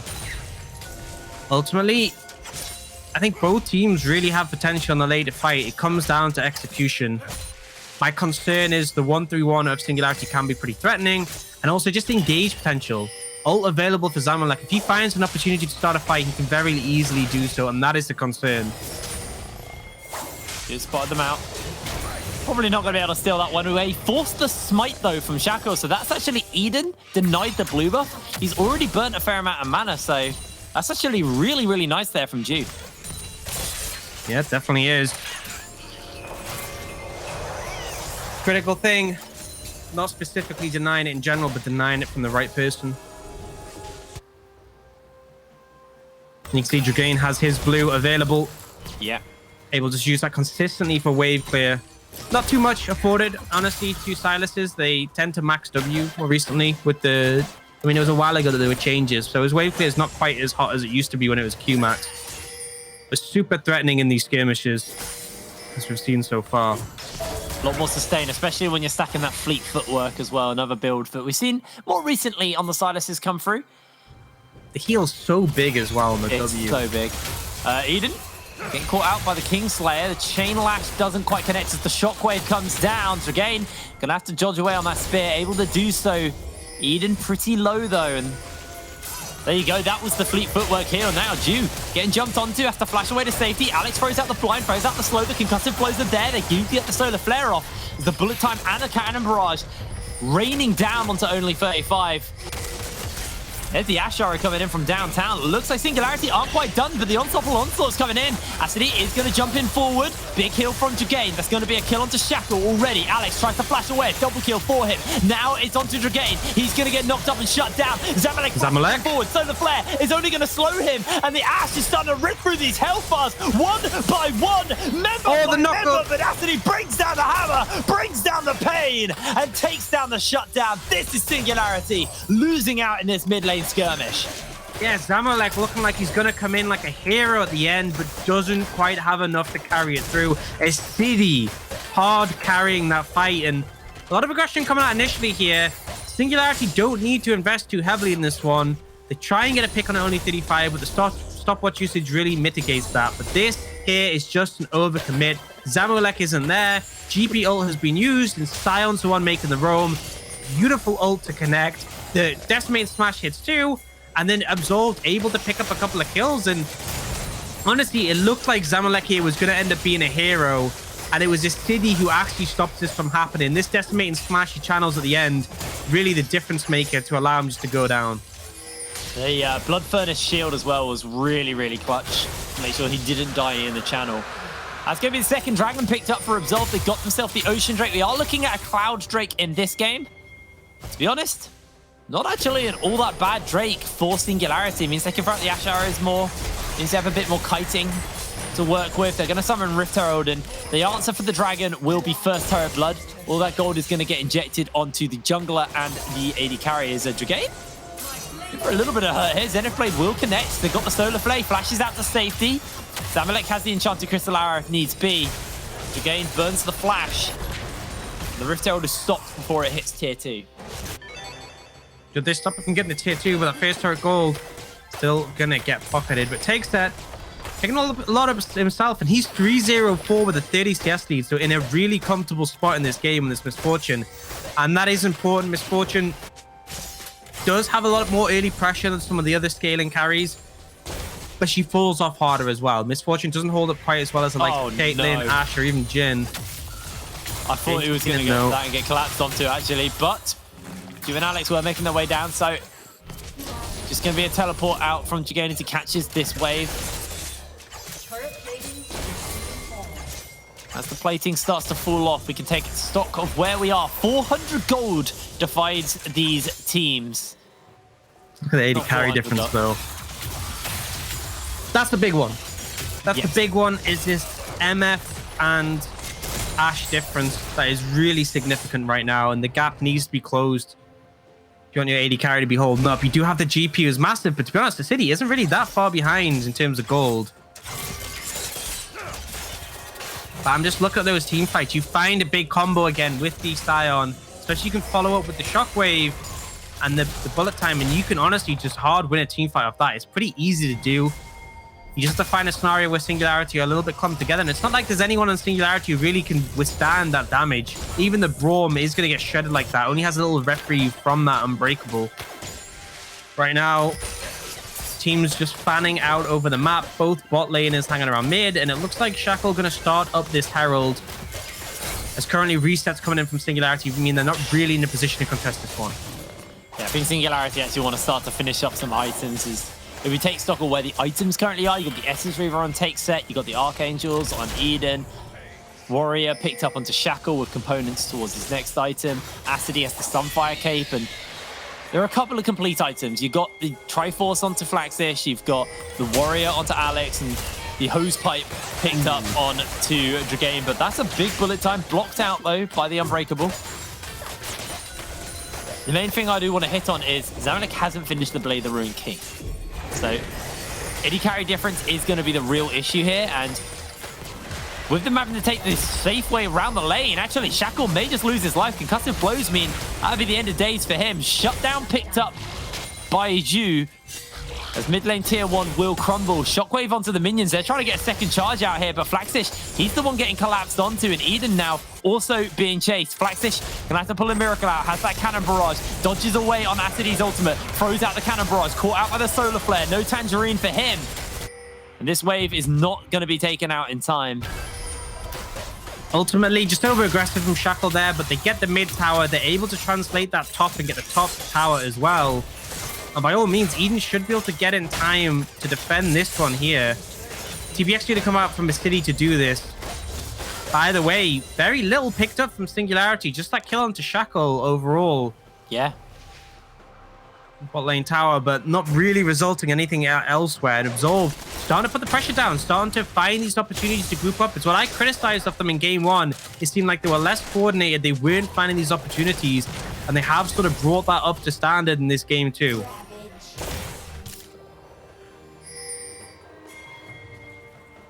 Well, we've got 45 seconds until this third dragon comes up.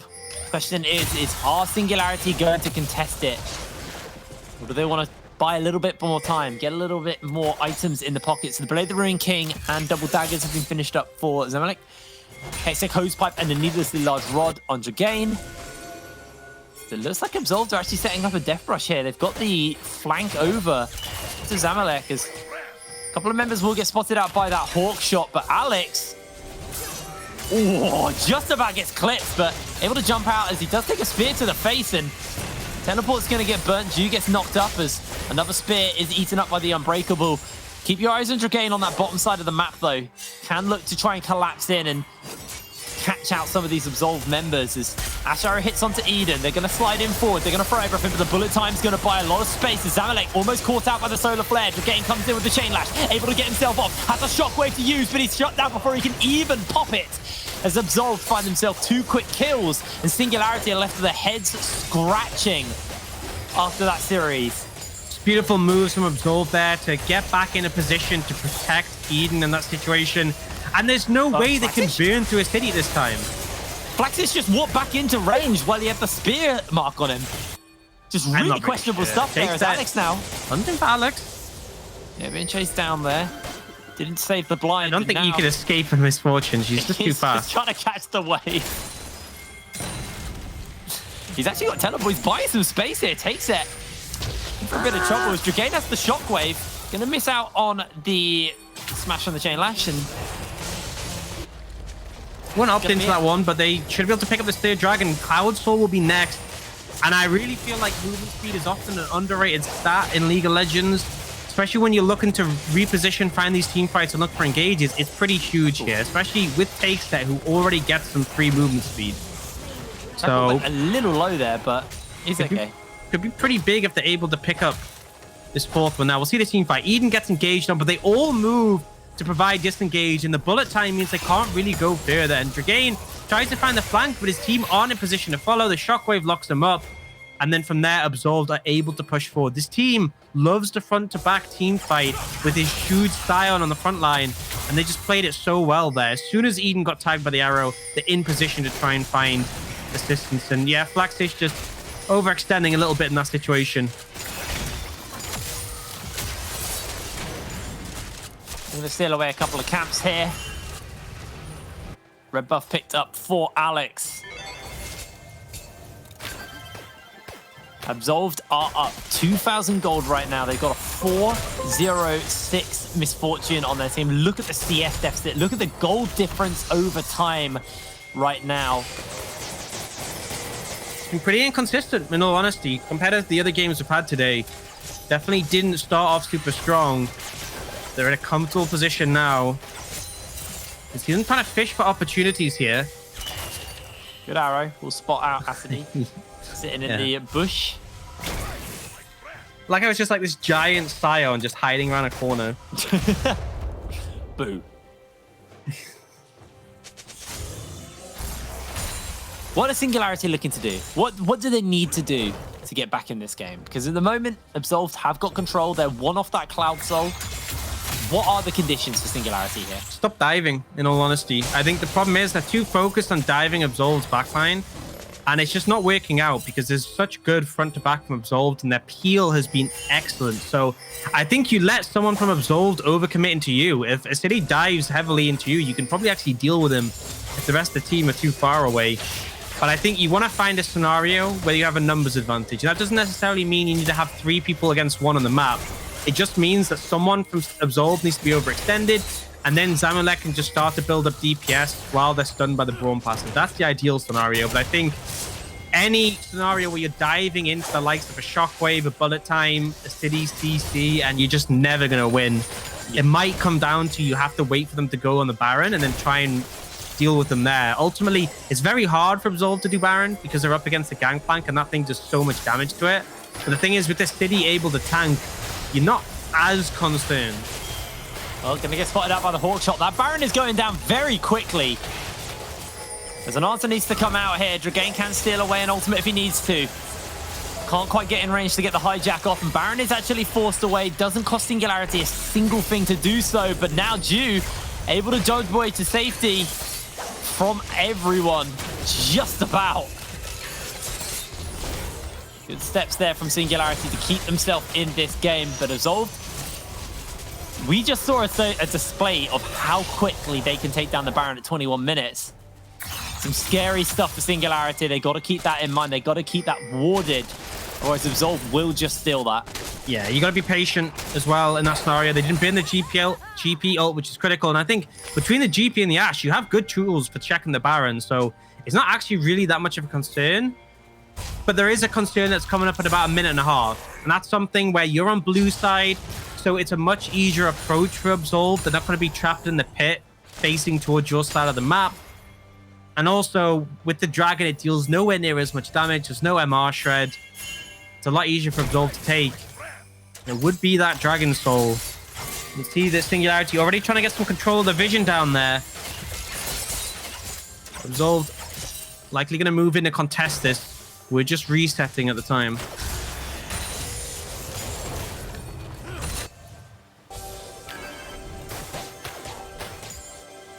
"48 seconds. Singularity are looking for an opportunistic pick. With only just sitting on the back of Takeset, it's so hard to find him. Eden, maybe looking for Dragain here. Not sure who actually wins this fight at the moment. You have got the Ceres and the Spellbinder finished up on Eden, so he has a lot of AP to work with, and I think Dragain might agree with me that this might be a rough one, although he's going to look to jump in with that Shockwave. Misses out on the Chain Lash. And the slow jumps in for the Shockwave. The flash comes out, and this should just be the end of the game. Uses the stopwatch as he's trying to buy some space for his team. Gets a massive heal off from the Kingslayer and goes low. But Shackle, he's the one who's going to get caught out inside the pit. Solar Flare comes down. Look for Zemelek. Look for Alex. They need to keep themselves alive. Great blind will slow them down for the moment, and Dew can clear the wall to get away safely. The Cannon Barrage is used as well. Jungler for mid laner is the trade here. It's Flaxish might set up in this bush. Try and get himself a bit of a burst assassination off. Oh, that's a lot of damage. Takes it. Flaxish flashes away. Beautiful. Goes down a crit. It's massive. 1,000 gold in his pocket. And Acidy will be locked down. That Blade the Ruin King really starting to shred through his frontline health bar. But here comes Eden. He has that Shockwave not available to him. But Alex, he doesn't even need it. Alex is just going down here. Gets inside the bush. Able to dodge away for the moment. Zemelek is kiting so flawlessly here. And Aiden is locked down. The teleport's huge. Zemelek gets it massive. Dragain looks to run him down. Trying to find that Solar Flare. Trying to find that finish off. The Chain Lash will secure the shutdown, and Singularity get the Dragon and get the team fight. Flawless duo from Zemelek and Dew, but it's not over yet. TP coming in. Lord. We are not done yet. Acidy's making his way forward. Dragain's trying to deal with this. Remember, there is no jungler here. There is no smite available as it's taken away. That is going to be it secured for the side of Absolved. They've got Cloud Soul, but now only is going to lose his life. Zemelek continuing to fire out the damage, and Shackle going so low. Once again, Acidy will lose his life as he's taken down by Dragain, and Shackle gets away scot-free. But can he actually get away? He's being hunted by the Ashe. He's being hunted by Singularity. They're going to take their kills. They're going to take that win. They're going to spend up and call it there. What a chaotic fight, and what's some flawless bot lane play. Flaxish finds the Executioner, takes that. This is critical for opening the fight. He loses his life for it, but that starts him off in a favorable position. And then just watch Zemelek in this team fight, consistently putting out DPS throughout and avoiding so much in this situation. Doesn't get hit there by the damage from the Orianna. Cleanses TC. We're not over. Baron's been started. Yeah, again in that Pixel bush. Flaxish looking for the opportunity. Big bullet time blocked up by Dew there. And that's just going to be Baron stopped. Flaxish has finished the Infinity Edge. So you thought he got that kill quick last time. It's going to be even quicker now. Singularity going to go to base. Zemelek hasn't based since he cashed in on all of that in that last fight. Hurricane finished up for him. I'm surprised. We That's could it. breathe. I think he's waiting to spend a little bit gold on something else. It can't just be the Hurricane, surely, after all that.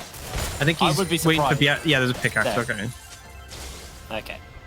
Okay, back to the replay. So this kiting from Zamalek does cleanse away from the root there, and it's just kiting away from everything. The dash from you as well to avoid the damage, and then Zamalek starts to go aggressive once again, but again, doesn't overstep, keeps himself in a safe position consistently. And you can look at the HP bar, full HP after all of that, and I have no doubt outputted an insane amount of damage across that team fight.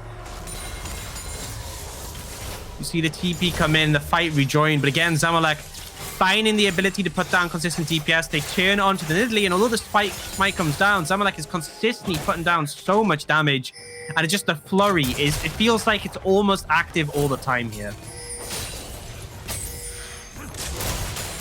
I do worry though, as Acidy just completely ignoring this free item gangplank. It's just not an issue for him.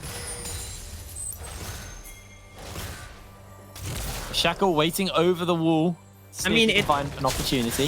I think it's fine because ultimately Flaxish can always wave clear. He can't really cut through Sion right now. Sion is just too tanky, but he can always just clear the waves out, so it's not too much of a concern. And I feel like the scaling of this Ashe is starting to come around with a big gold influx now.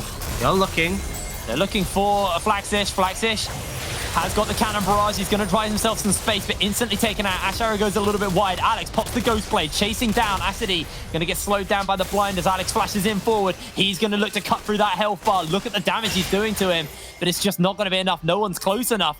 And Absolved thought about looking for this Baron as Amalek is on his own, going to make his way back towards the rest of his team. And now Baron's getting started up. No cannon barrage available. But Dew is there to make sure that it is not going to be going unnoticed. Acidy will get some damage onto this tower, but looks to try and rejoin his team.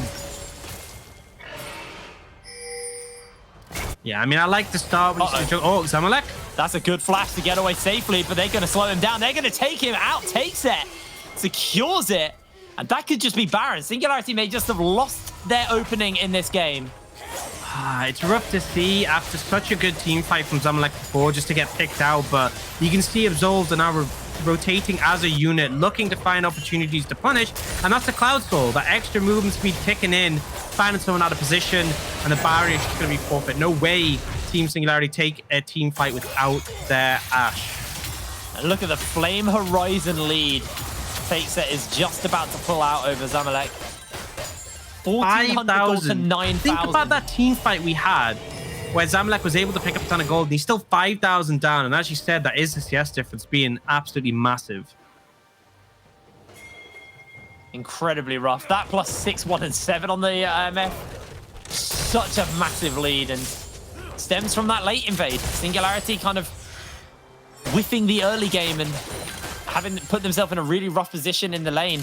He's down 3 levels to Take-It. Take-It has 3 points in his ultimate, plus the Cloud Soul means that ultimate's coming up fairly regularly. Obviously can't use much of the movement speed from it, but...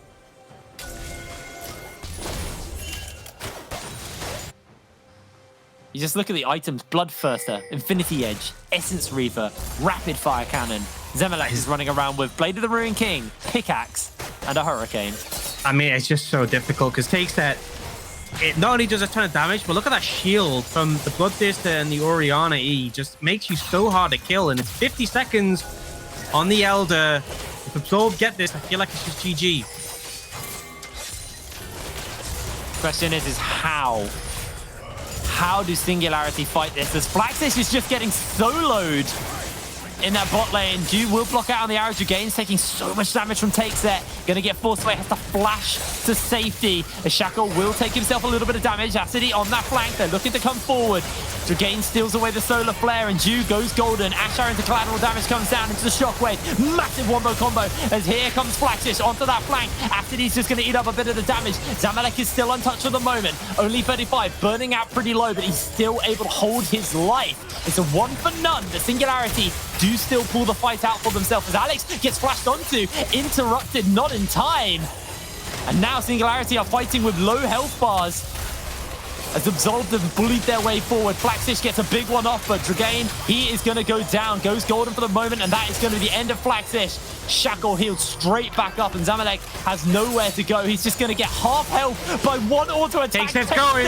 Is just so big right now. A triple kill onto him. 9-1 and 9 on the Misfortune. 31 minutes on the clock, and Absolved are taking it to game number 3. Huge there from Takeset to flash forward with the aggression. Monster difference in this bot lane, and Takeset just found opportunity after opportunity to be a massive factor in this one. Deserved win from Absolved, and they're going to equalize.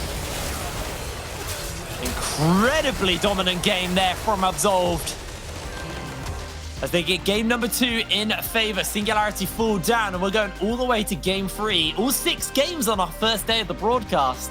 It's pretty exciting stuff.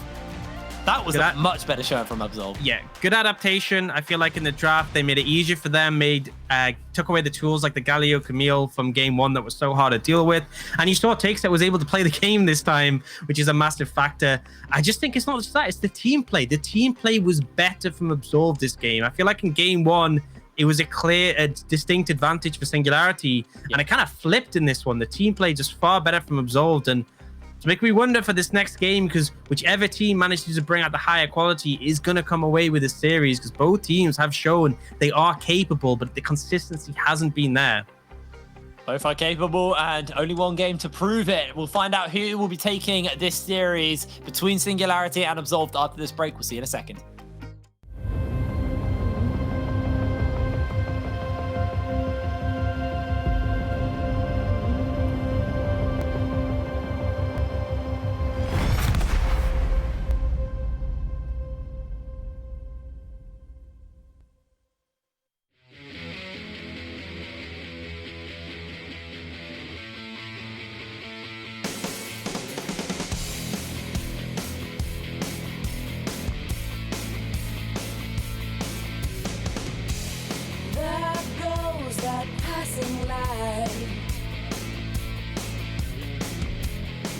In the twilight before the dark hour,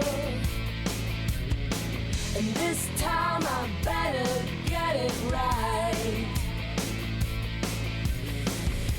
'cause maybe we're all passengers on the inside. I had something nice to say, I'm thinking of that blood, that blood you are. I never wandered far, I never set my standards too low.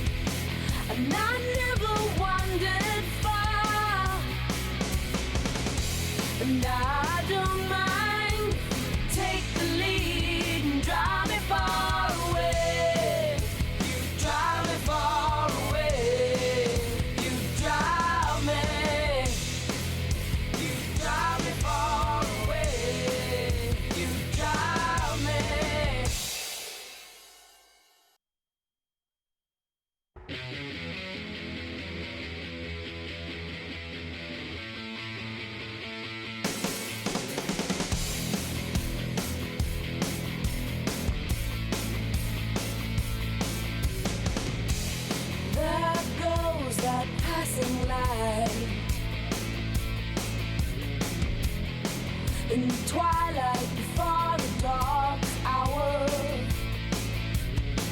And this time I better get it right. 'Cause maybe we're all passengers on the inside. I had something nice to say. I'm thinking of that blind you are. I never wandered far. I never set my standards too low. And I never wandered far. And I don't mind.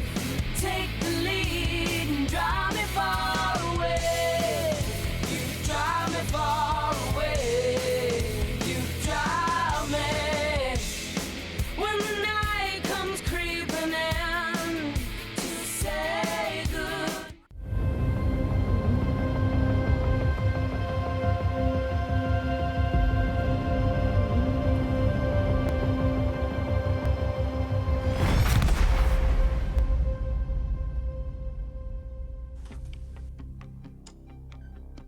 Welcome back to the NLC full open. Not full split, full open.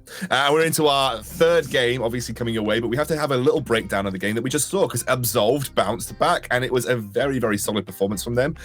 You put a composition together that actually works, that has a team fight win condition especially, and it seemed like the team was on the same page and they managed to make it work. And I think they really tore apart the Singularity comp. I'm struggling to see exactly where that happened. Gulbug, like what was the real ingredient for success here for Absolved?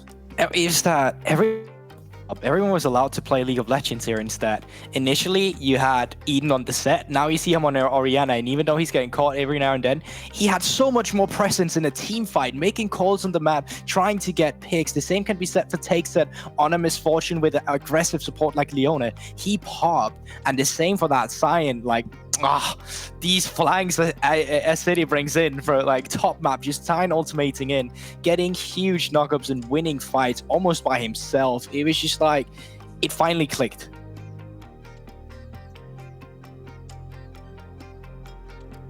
Muted. Finally clicking, probably the best way to put it. Yeah, I think that this is the Absolved that I got to see in the open qualifiers. They actually all played off of each other and with each other really, really well. And I think it's just to do with, it's a much more serviceable draft than what they were working with in game one, to be honest with you. You had Eden Fox on a champion where he's comfortable. You have Acidy on the Sion. Into GP where he knows the matchup. I did say matchup's not fun on the Sion side of things, but honestly, he was sort of doing pretty damn well in the early game. And then just from the bottom side, everyone just did their role. Everyone pulled their weight in this game. And I think that was kind of the important thing. It's really funny. We actually went into game and I was like, I'm just going to go check this matchup on the Bouse's Excel list. Because obviously, those of you that know, the Bouse is a pretty well-known Sion one-trick player. And actually, on his spreadsheet, he says Sion wins that matchup. And in literally as his comment, just dodge the barrels and never get autoed. And I was like, okay, right. I think for an experienced Sion player, probably like a really good way to win. But in my eyes, I'm not as good as those guys. So I always lose the gangplank. But anyway, he made it work. And he obviously, Acidy obviously managed to pull out that top lane. And I think the Sion worked out really well for them overall. And again, like you said, more serviceable. I love the word serviceable there, Chamada, because I think it definitely illustrated how that comp was working out in real time.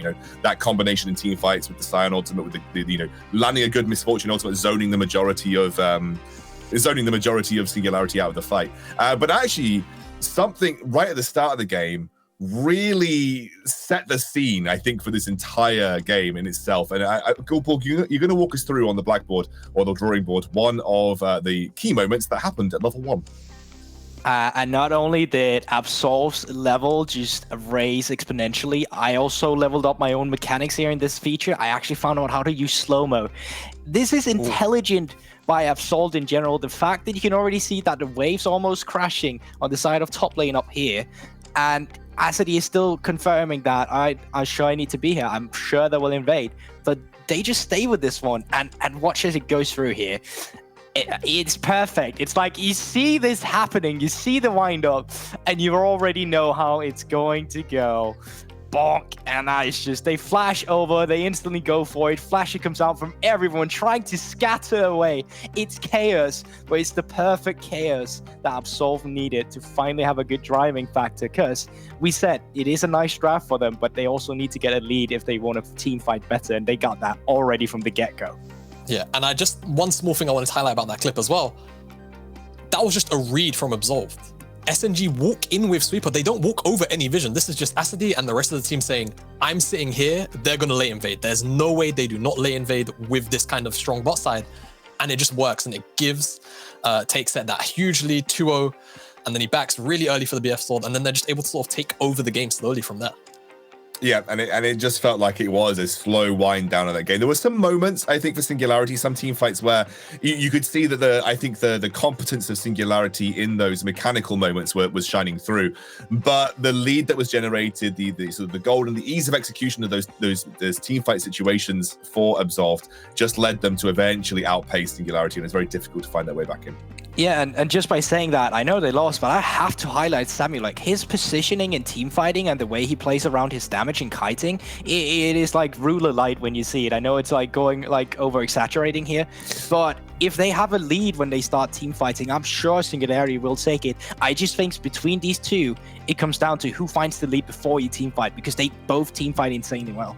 I think also it seems like it's very draft dependent. Like, it just seems hugely draft dependent between these two teams. So the third game, we're going to be keeping our eyes peeled on Champion Select. But for the moment, we are going to go to a quick break. When we're back, that third and final Champion Select for this series, our final Champion Select of the night, will be coming your way. We'll see you then.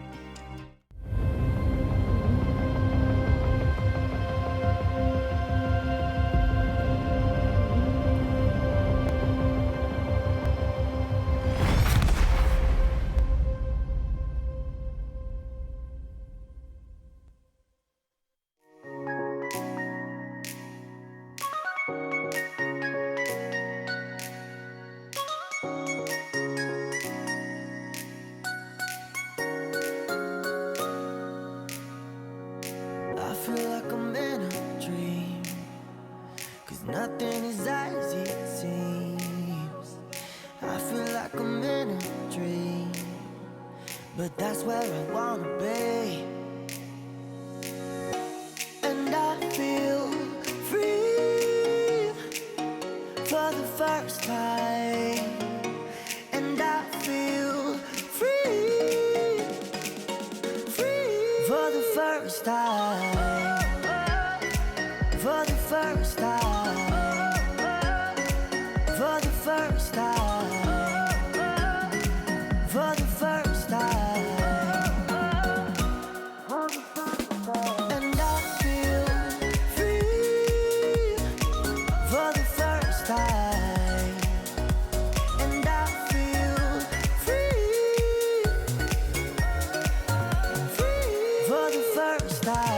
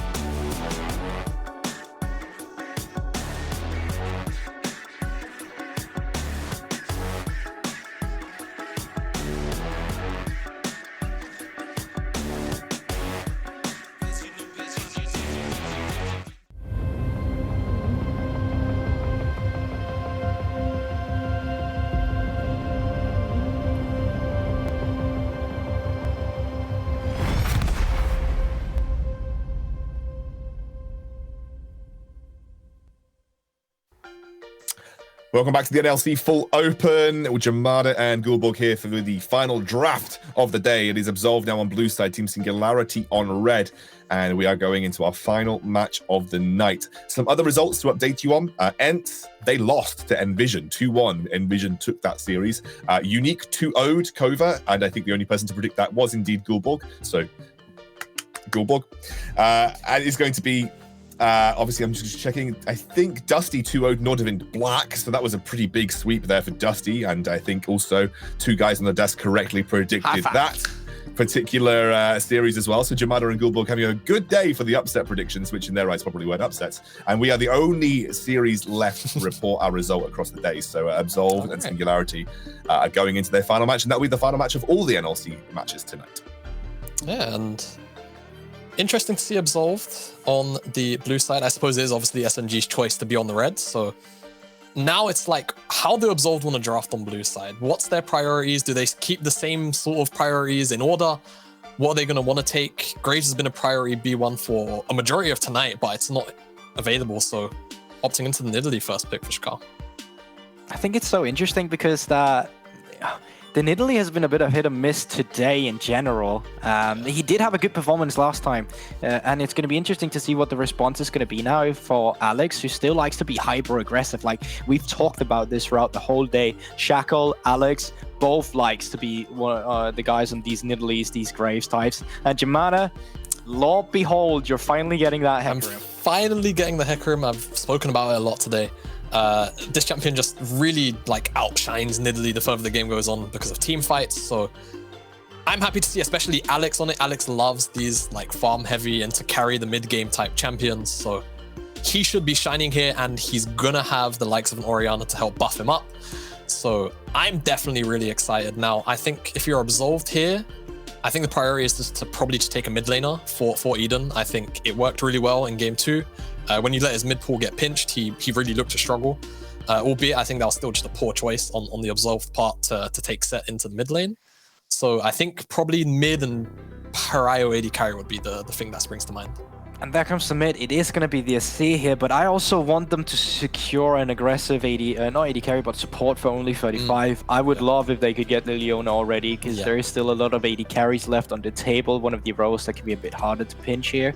And it does seem like it is the one they're hovering towards here. Ezreal, Ashe, Jhin, some of the champions that come to mind are still up and available, but it wouldn't surprise me if that's some of the champions they want in the Sign of the Grain.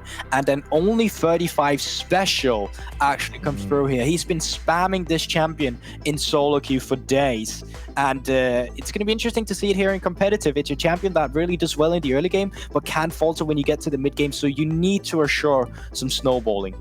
Yeah, I kind of like this pivot towards the Pantheon. It's not something you get to see very often in competitive. You definitely see it a lot in solo queue. It's rampant in solo queue, but it does, for me, it obviously leaves the Leona in retaliation, and I feel like it's such a powerful tool to be able to just put threat down onto the Azir from range and then just have that follow-up. So I'm not too sold necessarily on the trade, but I definitely do like the idea of seeing Pantheon in the game. But I do like this sort of response here from SNG to just say, okay, we can take the Leona then. All right, so we're going to see into our second ban phase, and again, only 35. Pantheon support was huge at Worlds as well. It's one of those picks that I really think really stood out. Actually, I really saw a really funny quote from someone on Reddit following one of the games, and it was when the win had come through, and they were talking about a Pantheon support skin, and it was something like one of the designers of the Pantheon reworker said, "If Pantheon is played as a support, I think we've failed." And I just thought it was kind of funny because obviously in the World Finals, Pantheon coming out as a support, and yeah, that's pretty insane. The Kai'Sa gets banned away here. The Senna, so again, pinching that AD carry pool on both sides, it looks like. But that does give the advantage to Singularity if they want to take that AD carry on the first rotation in the second pick phase. In general, I think it's interesting that we see the Kai'Sa is the champion that's going to be pinned down as well. Obviously, it's a take set special, one of his most comfort champions. But once again, Jhin, Ashe, and Ezreal, still 3 champions priority that are up, and with the slots open here, one of them, or 2 of them might be picked here going into it. So it's going to be interesting to see what Absolved just does not want to play against. If you're looking to punish bot lane, okay, if you're looking to punish bot lane with Pantheon, I would have liked that Ezreal got banned because it leaves away some room. Jhin and Ashe are both immobile AD carries, easier to dive. Yeah, and I'm wondering whether SNG will be tempted to take Ezreal on their side just to make sure it doesn't go over to Absolved. Simply for the reason of then you have sort of like two sort of slippery like carries. Obviously, I'm not necessarily a big fan of the Ezreal and Leona together when you could run something really kill lane, like the Jhin was still up, the Ashe was still there too. And that pairs really well with the dive that you get from Hecarim. So now we've seen a couple of AD carries. Hovered, I can see you shaking your head. I'm not too sold on this Aphelios if it does get locked in, though. Me neither. I'm totally not. But the fact that Ezreal did not get banned out here, you got Pantheon, and Pantheon insinuates we won't dive. What champion do you have the easiest time diving? Is it Ezreal, Ezreal, Jhin, or Ashe? Well, I tell you what, it's Jhin and Ashe because Ezreal can dash away. So if you had banned that away, you had ensured you would at least play against an immobile AD carry.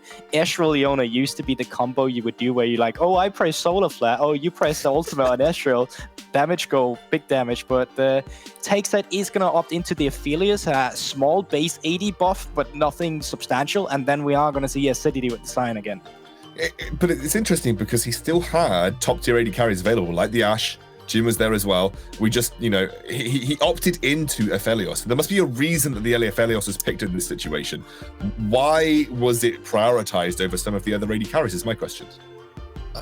I mean, at least for me, it just seems like comfort. Like you just comfort, that's the only real answer you could give here in this kind of situation. And we're actually gonna see a very old time season special.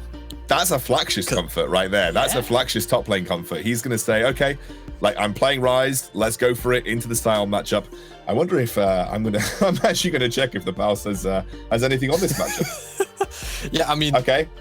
I can tell you what the Baus's analysis is. Rise, win, go lethality, easy. That's his analysis.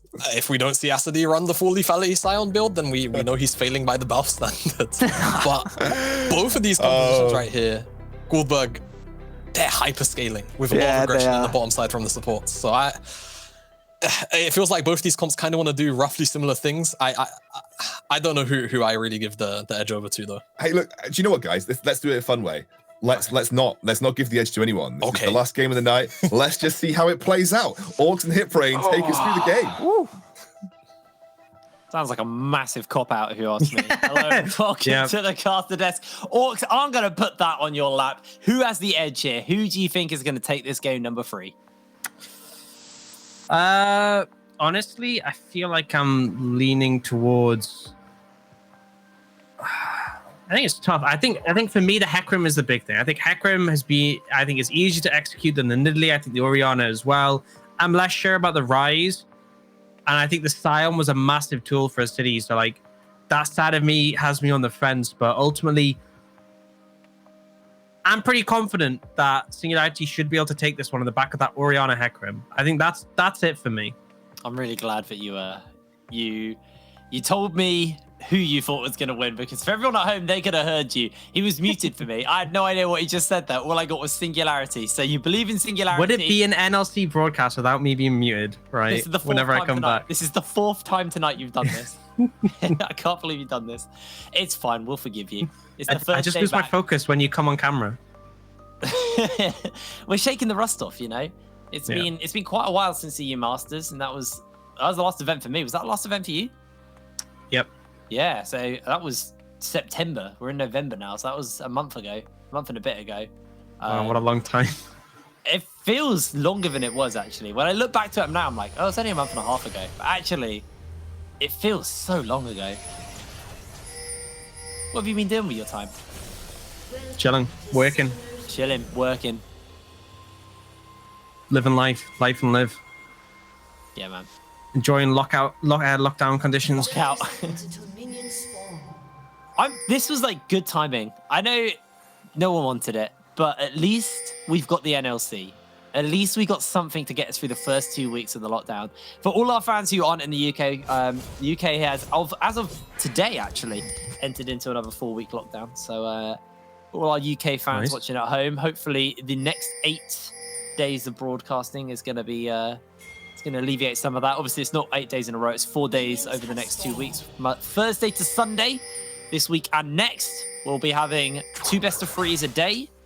I don't actually know what the finals are, so I assume they're a best of 5.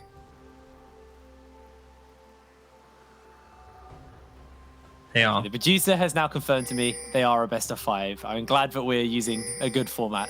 Good job. We're on to the Rift Orcs for our 6th and final game of the day. Singularity won game number 1 very dominantly, very convincingly. Game number 2 was a very back and forth game. Cheeky spear from only 35. Unfortunately, he missed, but he tried. Yeah, was blind, so very, very ambitious. Went for it. I mean, ultimately, I'm looking at this game and I'm thinking Absolved need to protect their backline if they're going to find success here. That's the critical thing.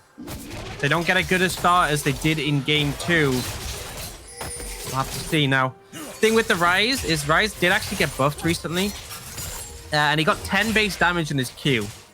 And that's actually pretty significant for Ryze because obviously when he overloads it, it gets increased damage.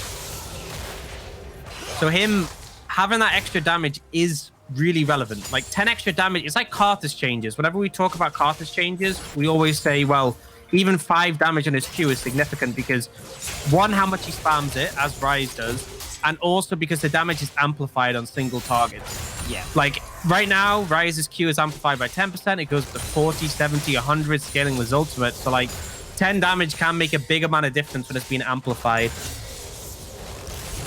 Obviously is a scaling champion, so unlikely we'll see too much craziness from him in the early levels.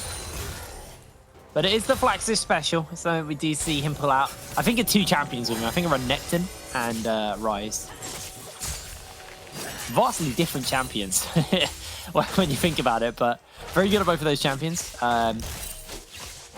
For now, he's pretty comfortable. We'll have to see if Excoundrel's advice of going full lethality Scion's going to come through here.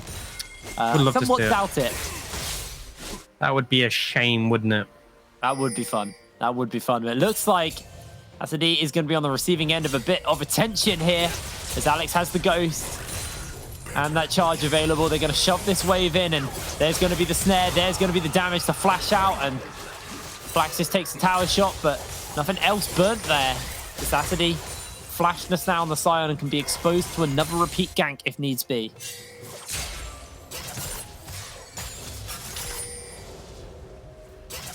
I like to see the attention going topside just to relieve some pressure for Flaxis. Lamb crashed the wave and reset. Should be able to pick up a tier here. Yep, so nice reset for Flaxis. Mana, a bit of an issue in the early levels for Ryze, so just being able to get this tier to start stacking it up. And also reducing the cost of your spells, pretty big factor. So good early presence from Alex. And it's one of the strengths of the Hecarim. He is better at ganking compared to the likes of a Graves or a Nidalee early. Doesn't need as much setup from his laners. Oh, actually, the flashback from Jude, but Shackle was waiting about in the wings. The Ignite is on. The spear connects, and this is just going to be Jude going so low. First blood to Shackle. Good first blood coming out there. Do they have the dive? No. Oh, what is... Oh, my lord. Alex is coming in and takes it. He's going to feel the hurt. Only looks to try and see if he can get a little something here. But Alex finds himself a kill. And Zimalek burning down, but able to survive with a heal from the red buff. It's a fiesta. It's a fiesta. That was... I don't know, mate. That was a bit of a circus. That was some clown behavior there. That was the whole circus. Yeah, so an overzealous engage, and Pantheon isn't tanky without a Z. So once that's down, Jude's like, okay, go time. Lands the CC. He's pretty low on HP, but unfortunately, with Nidalee being there, not able to get out. But this is such low HP, and for some reason, they decide they want to continue in this situation. And Shackle, I'm speechless, in all honesty, after that performance. And Zamalek goes aggressive to bait them in, and that's when Alex turns up and just decimates him. I love the confidence, by the way, to leave Zamalek with the exhaust and to secure that kill. It was very close, but we'll stay calculated. Definitely worked out. Definitely calculated. Flaxis has a couple of people behind him, actually. Only 35 maybe looking for it. They are once again looking for a tower dive. I feel like this might go somewhat better for them. Flaxis is going to do his best to try and clear out the wave, but He flashes out, tries to put some distance between them. Only 35's taking the tower, but he's going to be able to put the spear up in time. But Alex charges him back in and secures a kill in response. The charge comes out from Acidy. Shackle gets feared out by Alex and tries to flash away as Dragane's coming in. And now they got Eden on that flank. Acidy may just be in for a little bit of hurt here. Dragane looking for the shockwave. Can't quite find it, but there is a teleport, like you're saying, coming into the mid lane. And Flaxish, with the speed up, is trying to bolt his way forward in time. They go look for the shuffle onto Flaxish. They find the knock-up. The decimating smash isn't quite enough, but here comes Alex to swoop in and secure this one. Eden is going so low, and Dragane isn't even going to get in range for assist gold. Singularity punishing tower dives time after time. Absolved are just being so greedy right now, and they've got the portal. They're not done. Flaxish is looking to chase as Alex will get the slow down onto Acidy. Flaxish should get in range to be able to lock him down with one more rune prison, and an overload will secure Flaxish a kill. Singularity coming up massive. I mean, a 4-0 Hecarim now, even nice enough to give that kill over, and the arcane shift, I mean, not the flash there, sorry, great there from Flaxish to grant some distance, stall the dive out, and then Alex comes flying in, and he is so strong, able to do so much damage here onto Shackle. And at this point, it is kind of just crowning them in and getting cleaning up, and Flaxish finds this beautiful turnaround. Oh, they're diving again. Stop. They literally never stop. Zamalek actually able to put some distance out here. He's able to survive, and Zhu actually just goes back underneath the tower, looks for the stun. The tower shot right to the kill. Absolved. What are you doing? Here comes Alex. He's looking to mop up another one as they just run over the Nidalee. I don't understand. I do not understand. How many times? How many times do they have to dive and have it backfire? I've lost for words. I mean, look at Takesa. Watch how many autos he gets down. Okay, finally he's able to auto attack the Leona. He wasn't in auto range of Zamalek though.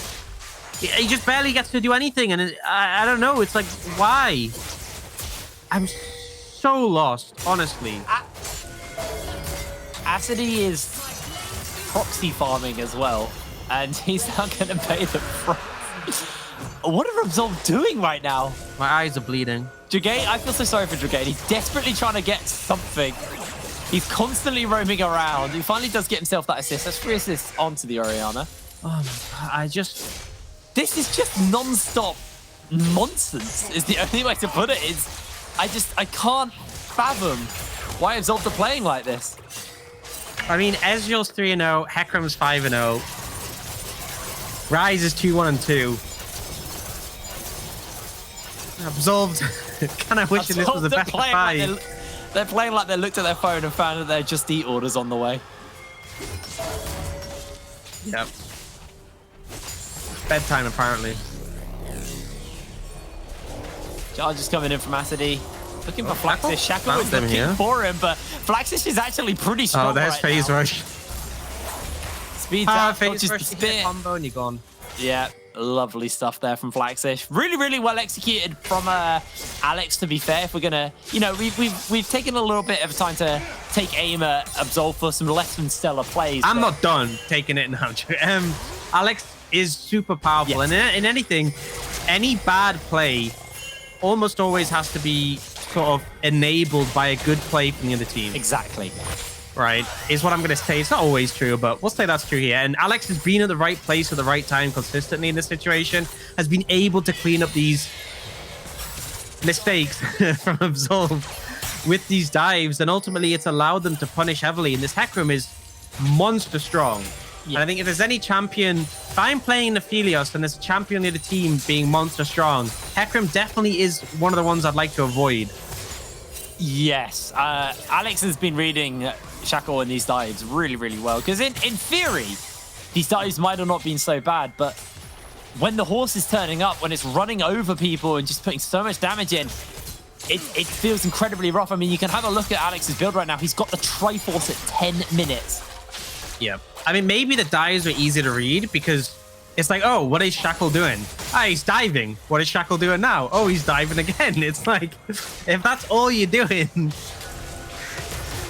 kind of predictable. I thought Alex was actually going to look to dive onto Eden there. Would have been a little bit of a worry, as he has got the Flash and the Emperor's Divide available to him. Dragane just looking for a little bit of damage as they get the slowdown. He looks for the shuffle, and That's just going to be it. What a game. What a game of League of Legends. What honestly. this is peak. This is right game 3 material. This really is. This is Sith game of the day material. It really is.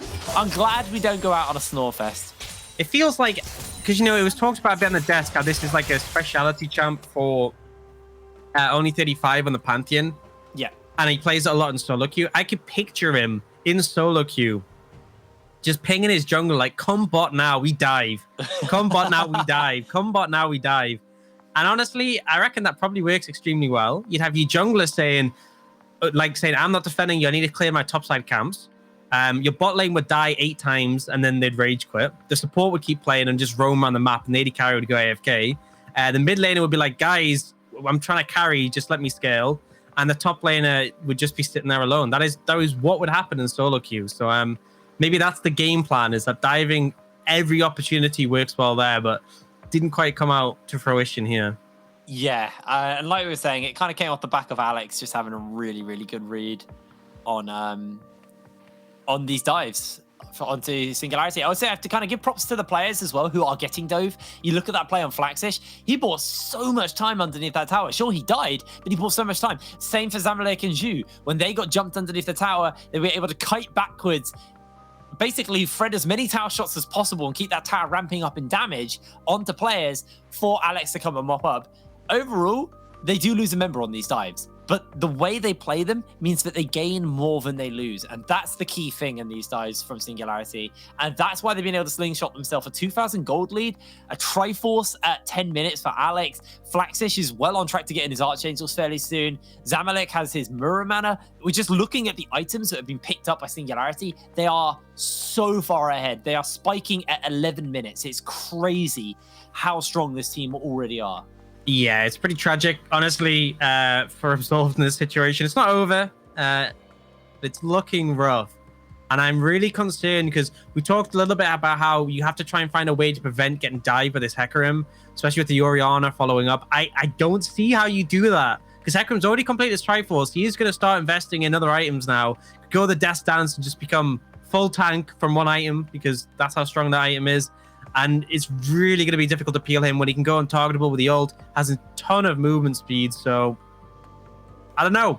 I really don't know. It's going to be a big ask from Absolved. You've set yourselves behind significantly. But I think it's about finding opportunities where you're away from the Hecarim, you have a numbers advantage, finding quick picks and disengaging. It's still hard, though. There is an avenue where you look towards your Aphelios in the late stages of the game. 200 years, he's nerfed a bit from that stage to say 150 years, but if he gets the right weapon combination, the right items, maybe there's a window. But right now, you really need to pay respect to this horse. Yeah, there is obviously, a scaling element here to Absolved. But the same, we talk about scaling, we look over at Singularity, they also have scaling. So it's not like it's, Absolved is just going to outscale Singularity. You're playing to Ryze, you're playing into Orianna. Ezreal, sure, he's not like a hardcore scaling AD carry, but if he goes for the Iceborne Gauntlet build and gets more tanky, he becomes a real nuisance later on in the game. Even the Triforce's damage is always going to be relevant. It's not like this Ezreal's ever going to fall off. So scaling isn't going to be the only option to Absolve. They need to also find other avenues into this game. And whether that's through dragon stacking, maybe getting a good Baron and trying to flip the gold lead back in their favor. Because while we're making a big deal about, the 10 kills that Singularity have already been able to pick up, they're only 2,000 gold down. It's not like they're miles behind. Sure, the difference between the Hecarim and the Nidalee at the moment is enormous. The difference between the Ezreal and the Aphelios is enormous. This game is still very much not over for Absolved.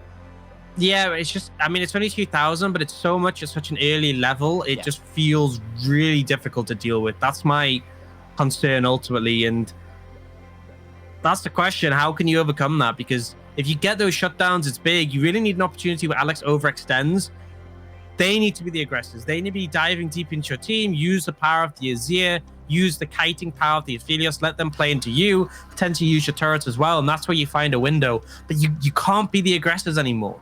Unless it's an isolated target who you can pick off quickly and then resolve it and then get away, you cannot be the aggressors because the diving has not worked. You need to play to protect your backline carries. And in all these plays, you need to let them dive into you. and find windows to utilize terrain, utilize the towers to fight back.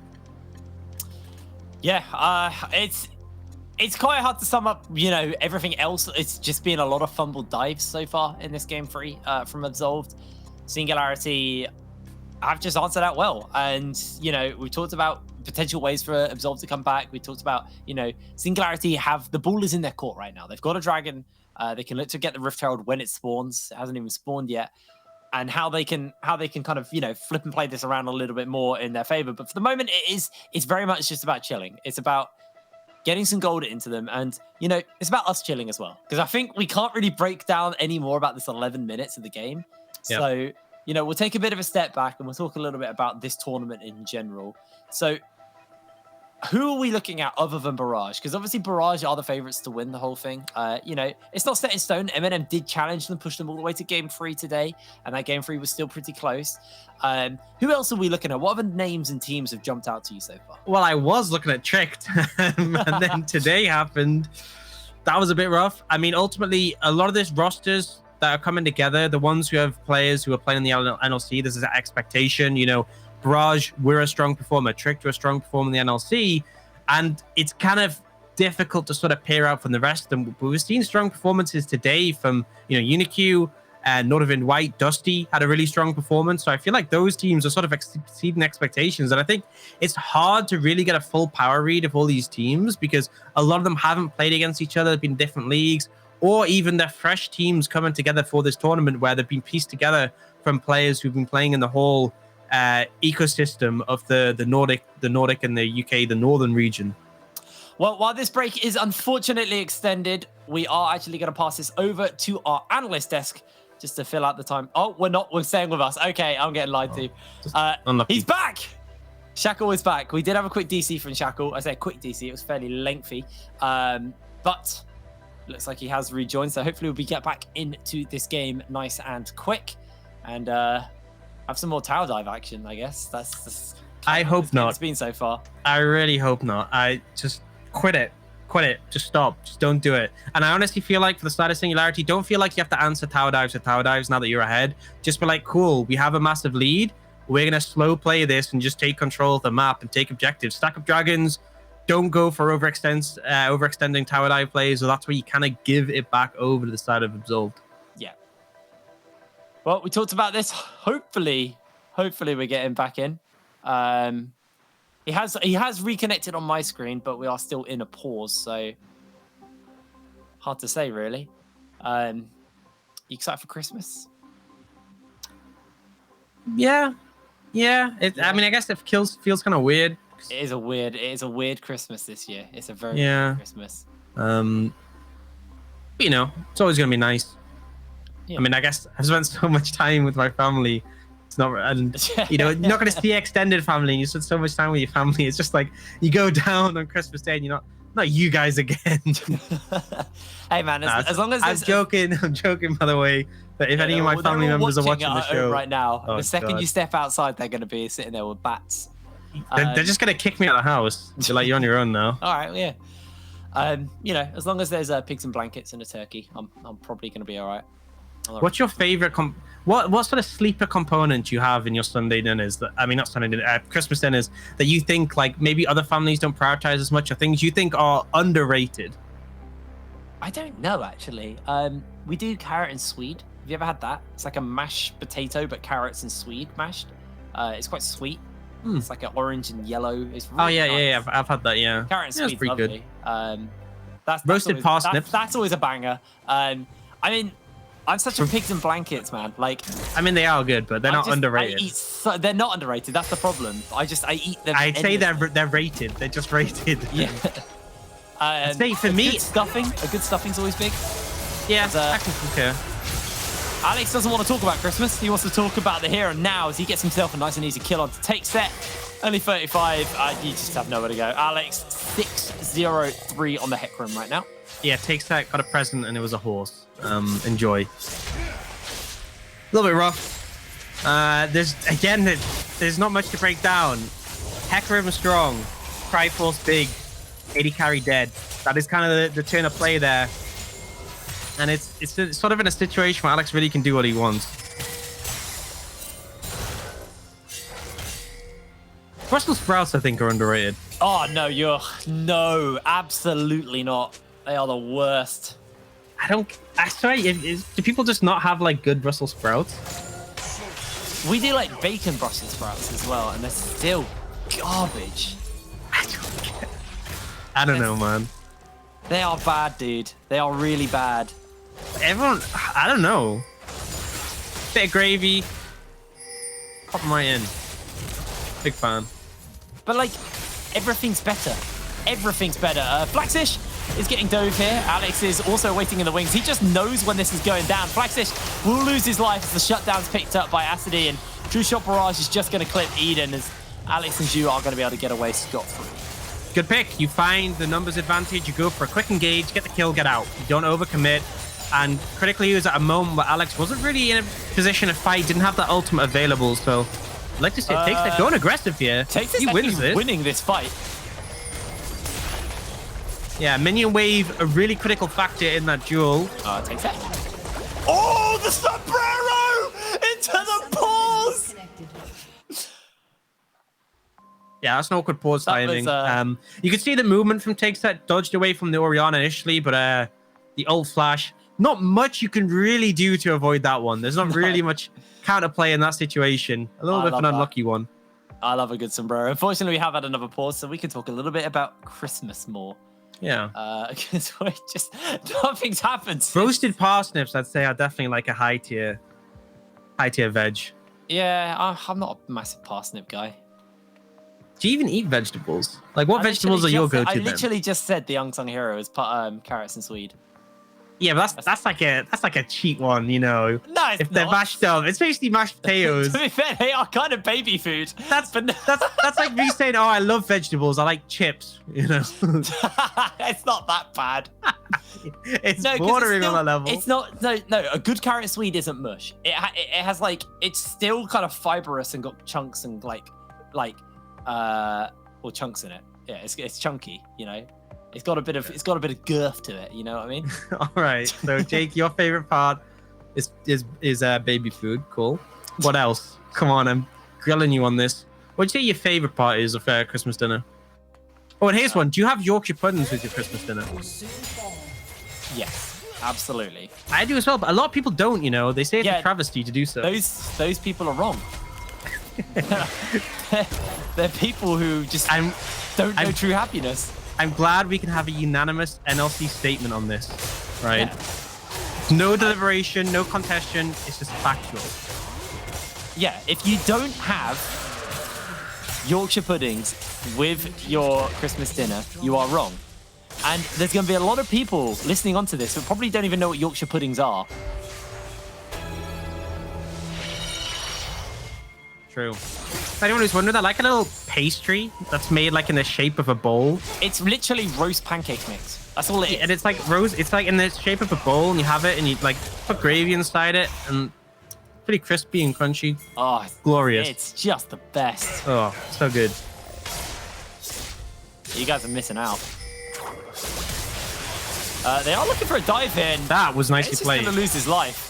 Zero counterplay there, in all honesty. Just good execution and only starting to show what he was trying to do early in the game. He died 4 times, but he pulled it off in the end. It's hard to get back into the swing when you start thinking about Christmas dinner. I'm so hungry now. My mum sent me a text on the pause being like, sausage and mash in the microwave for you when we're done. Hurry up. Oh. It looks like it could be going on quite a bit longer because honestly, it was such a good start from Singularity, but though they've started to find some plays. They're looking for another. Oh, flag! Oh, it just misses. Pixel perfect. That's unlucky. That was beautiful by Flaxish. I like the attempts though from Absolved, finding the numbers advantages, finding the picks, doing their best to make this work. Oh, it takes it. Cleanses a little bit late, but charge comes down and Acidy hits nothing. Flaxus just gets a massive chunk, but now everybody is collapsing towards him. Alex is waiting about though, and it looks like Singularity are going to be able to keep their top laner alive down here in the bot lane. And you can see Absolved, they are not done. they want to continue to fight. They want to continue to try and find these big momentum swings through picks. I think the critical thing is that all these plays have been when Alex isn't there. I think that's why they've been working successfully, is they kind of get in, get out before the horse can turn up and kind of make things difficult. And it's absolutely the right direction to go with this one. And honestly, they haven't really suffered much from it. Oh, ult coming in. Oh, Flaxish missed a lot there. He doesn't have flash. He doesn't have anywhere to go. And only 35 with the spear will find his first kill. Dragain will answer out, though, with this top lane turret. It may be a wave, actually. It's Eden flashes in. Beautiful. The Shurima shuffle is beautiful. Shockwave won't do anything, and Eden finds the kill. This game is delivering.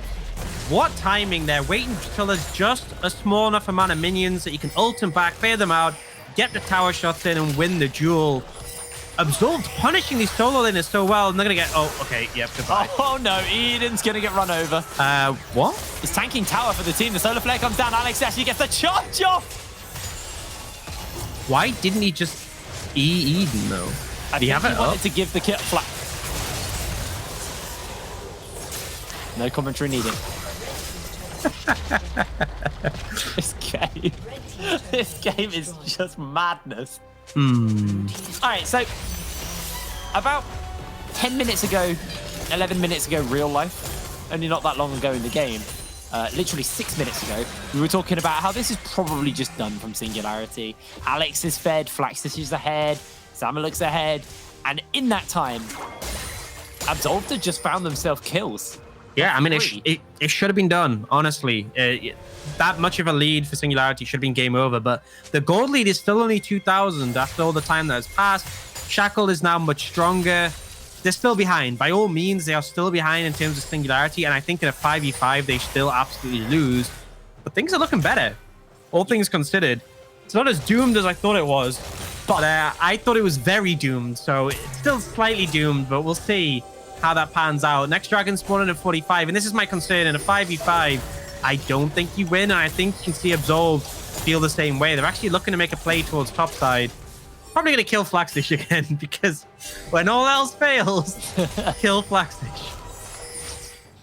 They're just going to push out this turret. Flaxish actually is struggling to make his way through the jungle to get close enough to this tower.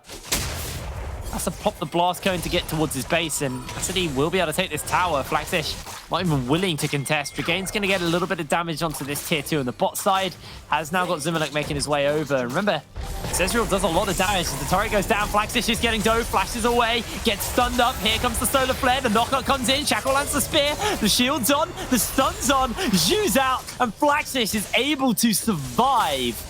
That spear damage was huge, though, but ultimately plays and successful, and Singularity pick up that third dragon. An Infernal Soul here would be absolutely devastating.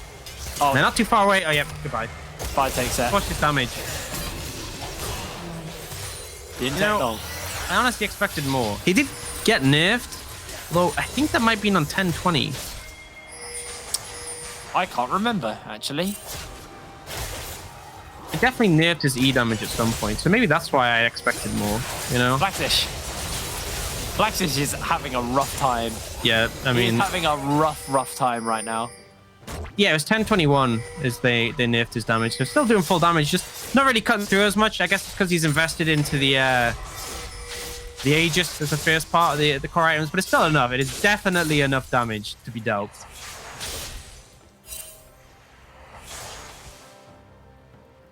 Well, Flaxish now 252 on this rise. Has been on the receiving end of a lot of attention from Shackle and Acity. Yeah, they're having a fun time. Having a very rough time of it at the moment. You can see the death stance has been finished up onto Zamalek with a fully stacked Mirror Mana and the Iceborne Gauntlet.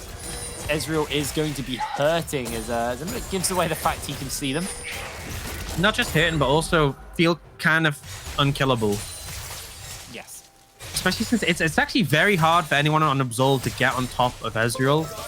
It's only 35 who has like point and click CC. And I don't think that a Pantheon jumping on Zamalek with that much armor is really a concern. No, I think it's going to be really down to Shackle and Eden to be able to take him out. if they can. The thing is, Now- it's kind of like that's not really how the team fight's going to play out anyway. You need to kite back with your backline dealing damage, but at this point, I just think they're too strong still for a 5v5. And in fairness, Absolved have avoided 5v5 like the plague, and hopefully we'll keep doing so. The problem is 3 minutes till that soul. Yeah, that's the issue. Is that's Infernal Soul on an Ezreal at 24 minutes. He's going to be unbearable in sieges. And as while they've been able to, you know, make these side lane plays and find kills that here and there, that has been big. That has been good for them. But once you then start to deal with the siege of the Infernal Soul, once you start to deal with the threat of the Baron, you can't actually just rely on that as your win condition.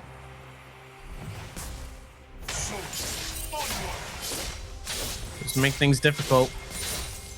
2 minutes 25. You can see that a lot of vision's been invested by Team Singularity on the top side of the map, so this does give a window for Absolved to start contesting bot side vision. You can see Shackle 935 moving together pretty aggressively. Oh, they found Flagstitch. They found Flagstitch. The spear was already used though, so Shackle waiting for a bit of time. Leaps in and the shield comes down from Flagstitch. He's able to survive. Meanwhile, Singularity starting at the Baron. Double teleports are coming in and Eden making his way over. He's actually waiting for the rest of his team to join him as Acidi is there on the flank, and now Singularity maybe on the hunt a little bit here for Eden. The ulti actually is going to get thrown down. They're just looking for Flagstitch. The dive is coming in. The Rise is taking so much damage from the support, and he's just being forced out. It's a bit ambitious. Has been put up, and Eden, he's down for a little bit of hurt as you. Just going to flash forward. Eden may just be able to get his way out here. Zimalek can take a little bit of damage from him, and he's actually just buying time. Eden's waiting for his team. Spear comes down from Shackle. Zhu looking for that charge.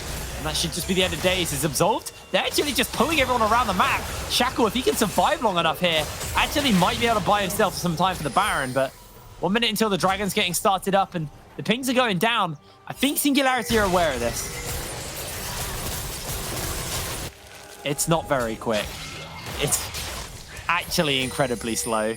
Yeah. I mean, Aphelios no longer stacks up against the Baron. Was one of the big changes that did take him out of the meta. So not really as fast at rushing, but 135 is just dead.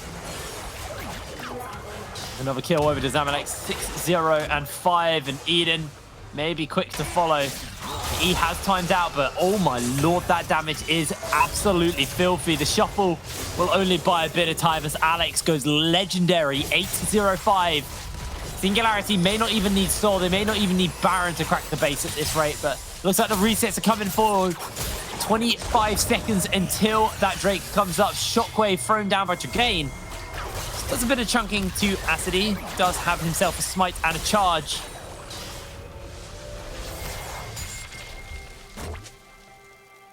Shackle's not even going to contest. I mean, I don't think you can, but at the same time, this feels so bad. Like, there's no real situation where they can just march in there and be like, okay, we're fighting this. But to not fight it also feels like you're doomed. They're Baroning again. I mean, they're so late to get takes set onto it. Yeah, it's going down fairly quickly, but Singularity have been able to get there in time, and Acidi, he's going to have to play one hell of an interrupt job to stop this from going on, and looks like Absolved aren't going to do that as the charge comes forward. The turret goes up as the True Shot barrage, but the party portal's been thrown down by Flagstitch as he is hunting for a kill. The Infernal Soul in the pocket of Singularity. His take set is just absolutely chunked, and Flagstitch looking for that final auto attack, finds himself the kill. Acidi is stopped as Zhu finds a massive solar flare off onto the side, and that is going to be an easy double kill picked up for the Ezreal. Only 2 members of Absolved to survive. And Singularity, they will be the ones to start this Baron up. Yeah, and it turns out it was actually pretty doomed. The Soul, pretty big. So much extra damage here, and it's up to the City and Eden to try and contest, but I just don't think there's any realistic way they do. Gold lead's going to balloon, and look at that damage. Oh, Dragain flashes in, Shockwave's on. That's the kill. That's the Baron. Acidi has to flash away. The recalls can come forward, and this actually might be the final base from Singularity. With the lead they have right now, with the Soul, with the Baron, I don't know if Absolved can just defend. Oh, never mind. Oh. Oh. Replay. There we go. So ultimately they went for the Desperation Baron, but they didn't have the damage to do it. Takes got in it late, and ultimately the Chakrams no longer sort of reset their timer on the Baron, so they just fall off. Baron was not going down fast enough. And in this situation, they're corralled in. It's a 5 against 4, and the Infernal Soul, I mean, just look at the damage from Flaxish there. Taking out the Aphelios, and then some easy follow-up there. There's really nothing they could do in this scenario, and it's just finally Team Singularity force a 5v5, and the goal difference they have really shines. And now Zamalek has a Bloodthirster. He is literally unkillable. And they're going to look for Eden here. Oh, they're going to find the charge. They're going to find the fear, but they do stun underneath the tower. Big True Shot Barrage will secure the kill, though. And this should just be the inhibitor crumbling as well. They've still got more of a wave to work with. There's a bit of an interrupt actually coming out here from Takeset. He's trying to stop this from going down, but the charge is coming down, and here's the flank. Only 35 will lose his life shortly. Zamalek is unkillable, like you said, as Takeset throws out the Moonlight Vigil. Doesn't really do too much damage, and Acidity, his health bar is just melting to Zamalek. One final Q should do the job, as that is going to be Takeset losing his life. Moonlight Visual is threaded through the center. Singularity Baron up the super minions, and they're looking to close this one out. The party portal is going to bring them forward as well. Beautifully placed by Flaxish to start this siege up, to start the end of the game up. Absolved. It was an honorable game too, but the game 3 was just too messy. The tower dives were not clean enough, and Singularity have punished hard. The death timers are still fairly short though, but the towers, the health bars are just melting to the siege from Singularity. Flaxish firing away. He has been on the receiving end of so much attention from Shackle, and another True Shot Barrage will come down to secure another kill. 27 minutes on the clock. And Singularity, with 28 kills, over a kill per minute, will look to close this game out.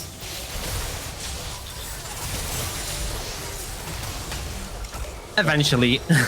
In the end, do take the Nexus, and honestly, just a rough game for Absolved. They really actually did quite a bit to try and turn this back in their favor, and there were a lot of good proactive plays that came out from them, but that early game just set them so far behind. Alex was instrumental in this win for the side of Singularity. He just knew exactly where to be. And even when there were moments where they got punished in the mid game, Singularity held strong. They knew all they had to do was find an opportunity to force Infernal Soul. They took that easily, forced the Baron and the resulting team fight. And it felt like they were kind of just toying with them, but when it came to the end. But I do have to say, series overall, Absolved definitely looked decent. It was just this game 3 was rough. Game 3 was definitely rough, and it felt like it was maybe rougher than it needed to be because they forced those mistakes. But at the end of the day, Absolved did pull it back. It looked like they were kind of running it a little bit for the first kind of 10 minutes, and then suddenly, just little, they looked a lot cleaner. They looked a lot cleaner, but the deficit was too large, and Singularity too confident and too strong for them to deal with. And with that, Singularity go 2-1 versus Absolved in today's games. Now, guys, we will have the analyst desk to break that down a little bit more. But before that, we are going to cut to a quick break. Be back after this. See you in a second.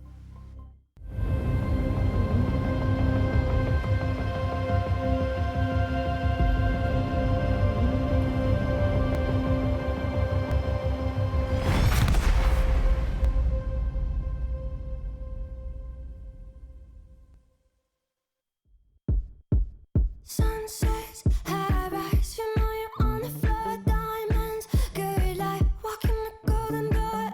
Everybody knows that you want it more, more.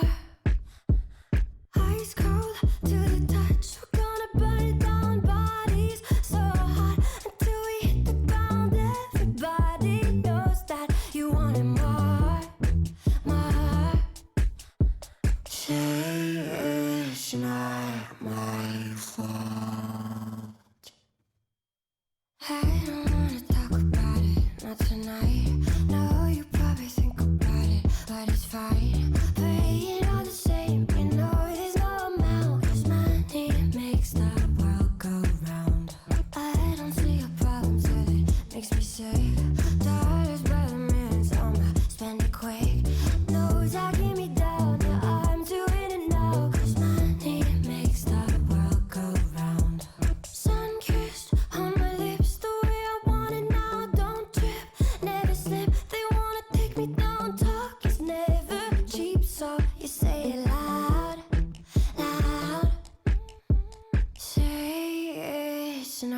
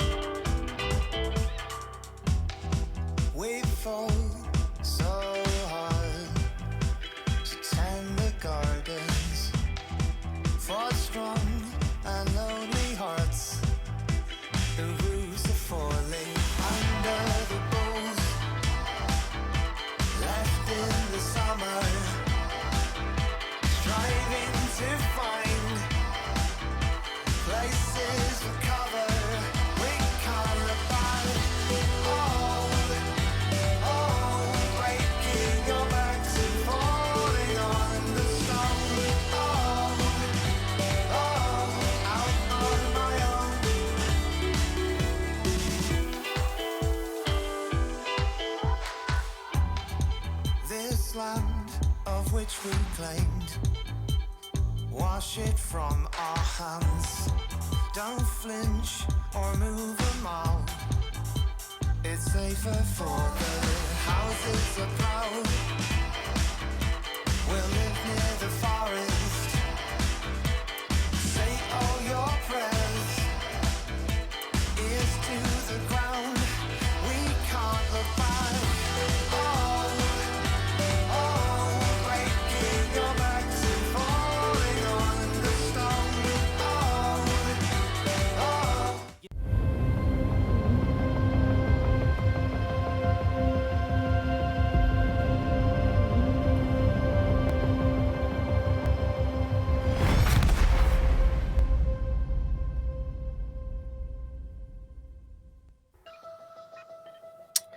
Well, welcome back, everybody. We have seen the final game of the night, Singularity, take the series 2-1 over Absolved, and it was a pretty convincing game 3 as well.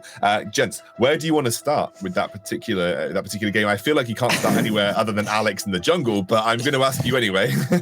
Can we start at the Go ahead. Christmas dinner?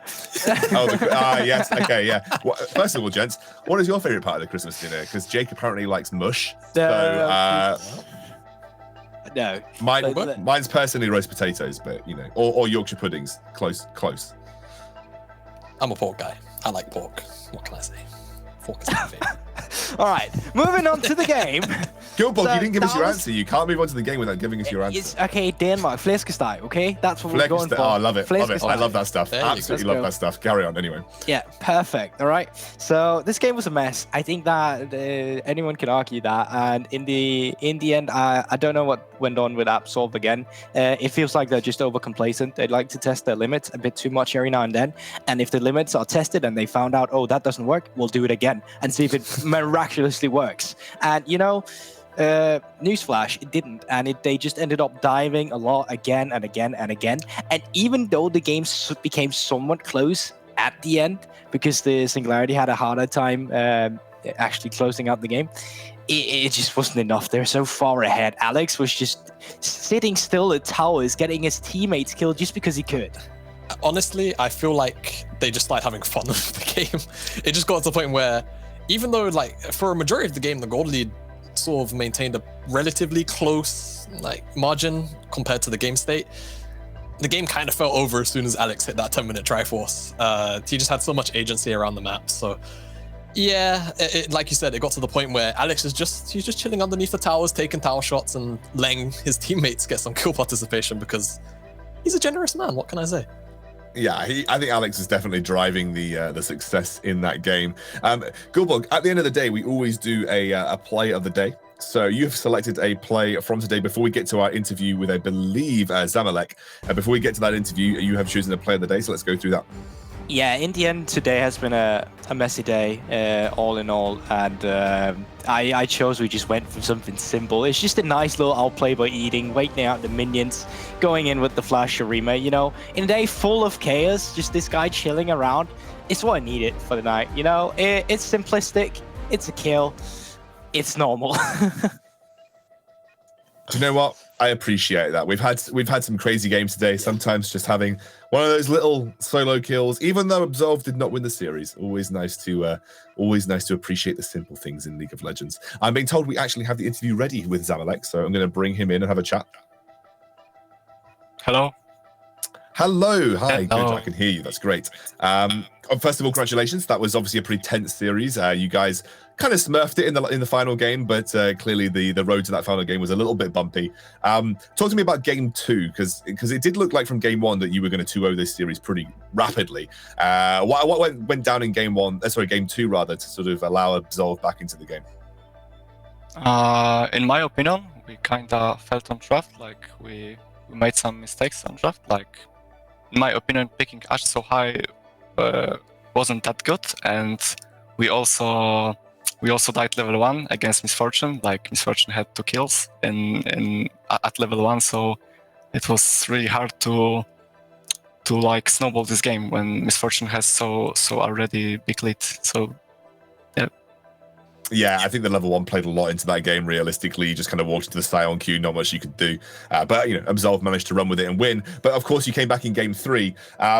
In game 3 specifically, 10-minute Triforce for Alex. Were you guys kind of just looking at the 10-minute Triforce on Alex and saying, "Cool, this game's done"? Yeah. Okay, simple question, simple answer. Just yep, done, dusted. Yeah, and of course, that now puts you in a match versus Barrage. So Barrage, I think, come into the tournament probably as like a pundit favorites. I think people see that roster that were on Riddle in the NLC, made it to European Masters. I think most people kind of calling that roster is the one that is likely to take the win here in the NLC Full Open. How do you feel you match up into Barrage? Like, is it a series that you're going in confident to, or is it something that you're going to have a specific strategy for? You don't have to tell us your strategy clearly, but is it something that you've thought about that matchup? I think we are playing with confidence in every game, but I really don't know abroad nicknames. I played 2 splits in Poland, and I really don't know abroad scene, and I really like to play in NLC because I just don't know my enemies. I don't know what should I expect from them, and I really don't know. We'll just play with confidence, and hopefully we'll just win this game. Serious, I mean. You're a nameplates off kind of player. I like it. So just go into it like you would any other game, see how you guys do. I appreciate that. I think looking forward to the series as well. We can catch up on it tomorrow. And actually, I guess this question follows on, even though you may not know the answer to it. How do you feel like your roster, I think, compares to the rest of the tournament? Maybe outside of Barrage, how do you feel like your roster compares? Do you feel like you're top 5, middle of the pack? Where do you think that you sit as a roster? I think we can win this tournament. I like it. It's an easy answer, and I appreciate the confidence. Zamalek, it's a pleasure to talk to you. It's nice to see you after that series, and I hope you get that success again going into your series tomorrow. We'll see you soon. Shema. I have no idea what Shema means, but I'm just going to assume it means like goodbye or something. I have no idea. Right, okay. So, Joanna's just laughing to himself. You know something that I don't? No. I don't. It was just funny. No, I really like Zamalek's answers there. Just straightforward. It was just stone-faced. We will win. Yeah, no. And that was kind of it. I mean, it kind of makes sense. He was that cold-blooded killer today on the Rift as well, and if you got that clear-cut answers, it also says something about the communication we might expect from that team, that you're not just screwing about in the comps. You're here to fight, you're here to play. And although that probably didn't seem like too much of the macro that came out of Singularity later today, I think that bot lane in general was pretty much a surprising factor for us. And as he said himself, he's been playing 2 splits in Poland. He's a new player in general. He's had good splits in Poland, and now he's here in the NLC just excited to play. And to be fair, he was one of the pleasant surprises for me today, and I'm really excited to follow him, because I do think that this bot lane have a way better chance that M&M bot lane had today against the likes of Barrage and Alex versus Maxi. How POC is that matchup as well? I actually think, and I remember in game 2, there was a lot of praise from us for Zamalek specifically on his Ashe in that game, where even though Singularity lost, there were moments in those teamfights where Zamalek's positioning and his ability to play those teamfights out pretty much kind of carried them through some of the sort of more difficult moments, even though they ended up losing in its entirety. Guys, obviously there have been a lot of games off stream. We've kind of been keeping you up to date with the results as and when we could go. So let's have a look at how those groups went down. We'll take a look at Group A to begin with and look at the results on screen. Riddle beat XY 2-0, and Envision actually beat out Ents. Most people predicted Ents to win in that particular matchup, and Envision going through is a big success.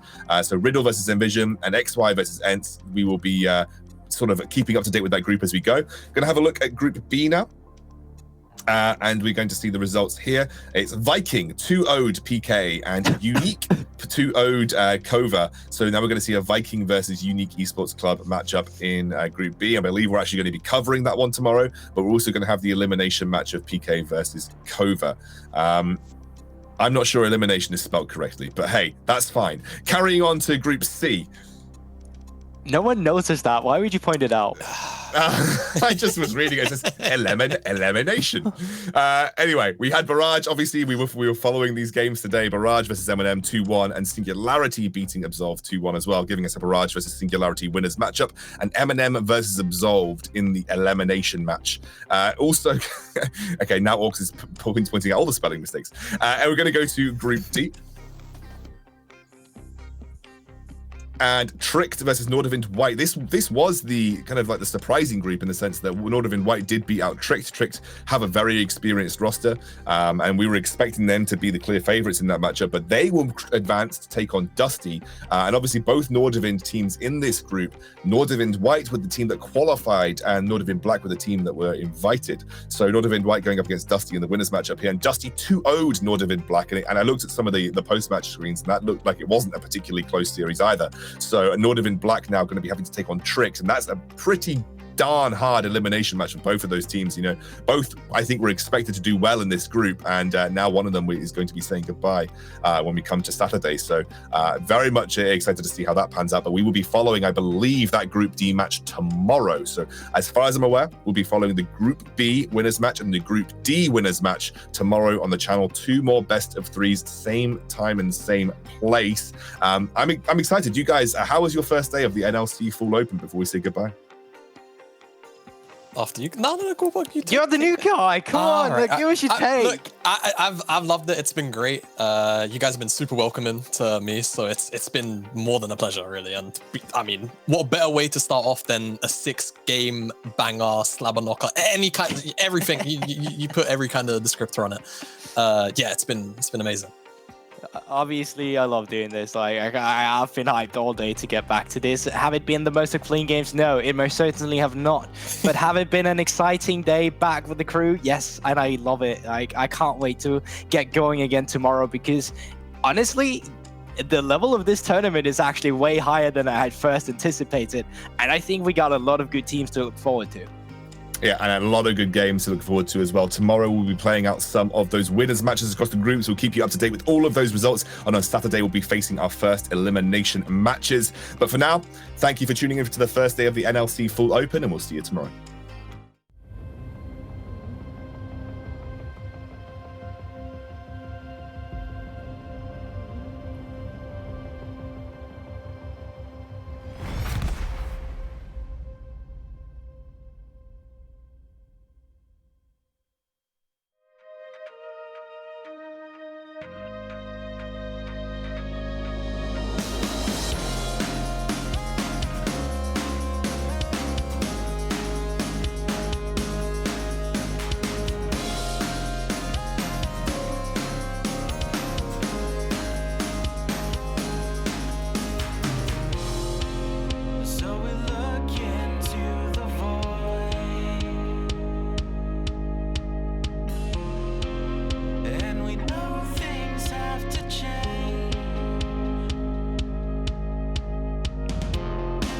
Your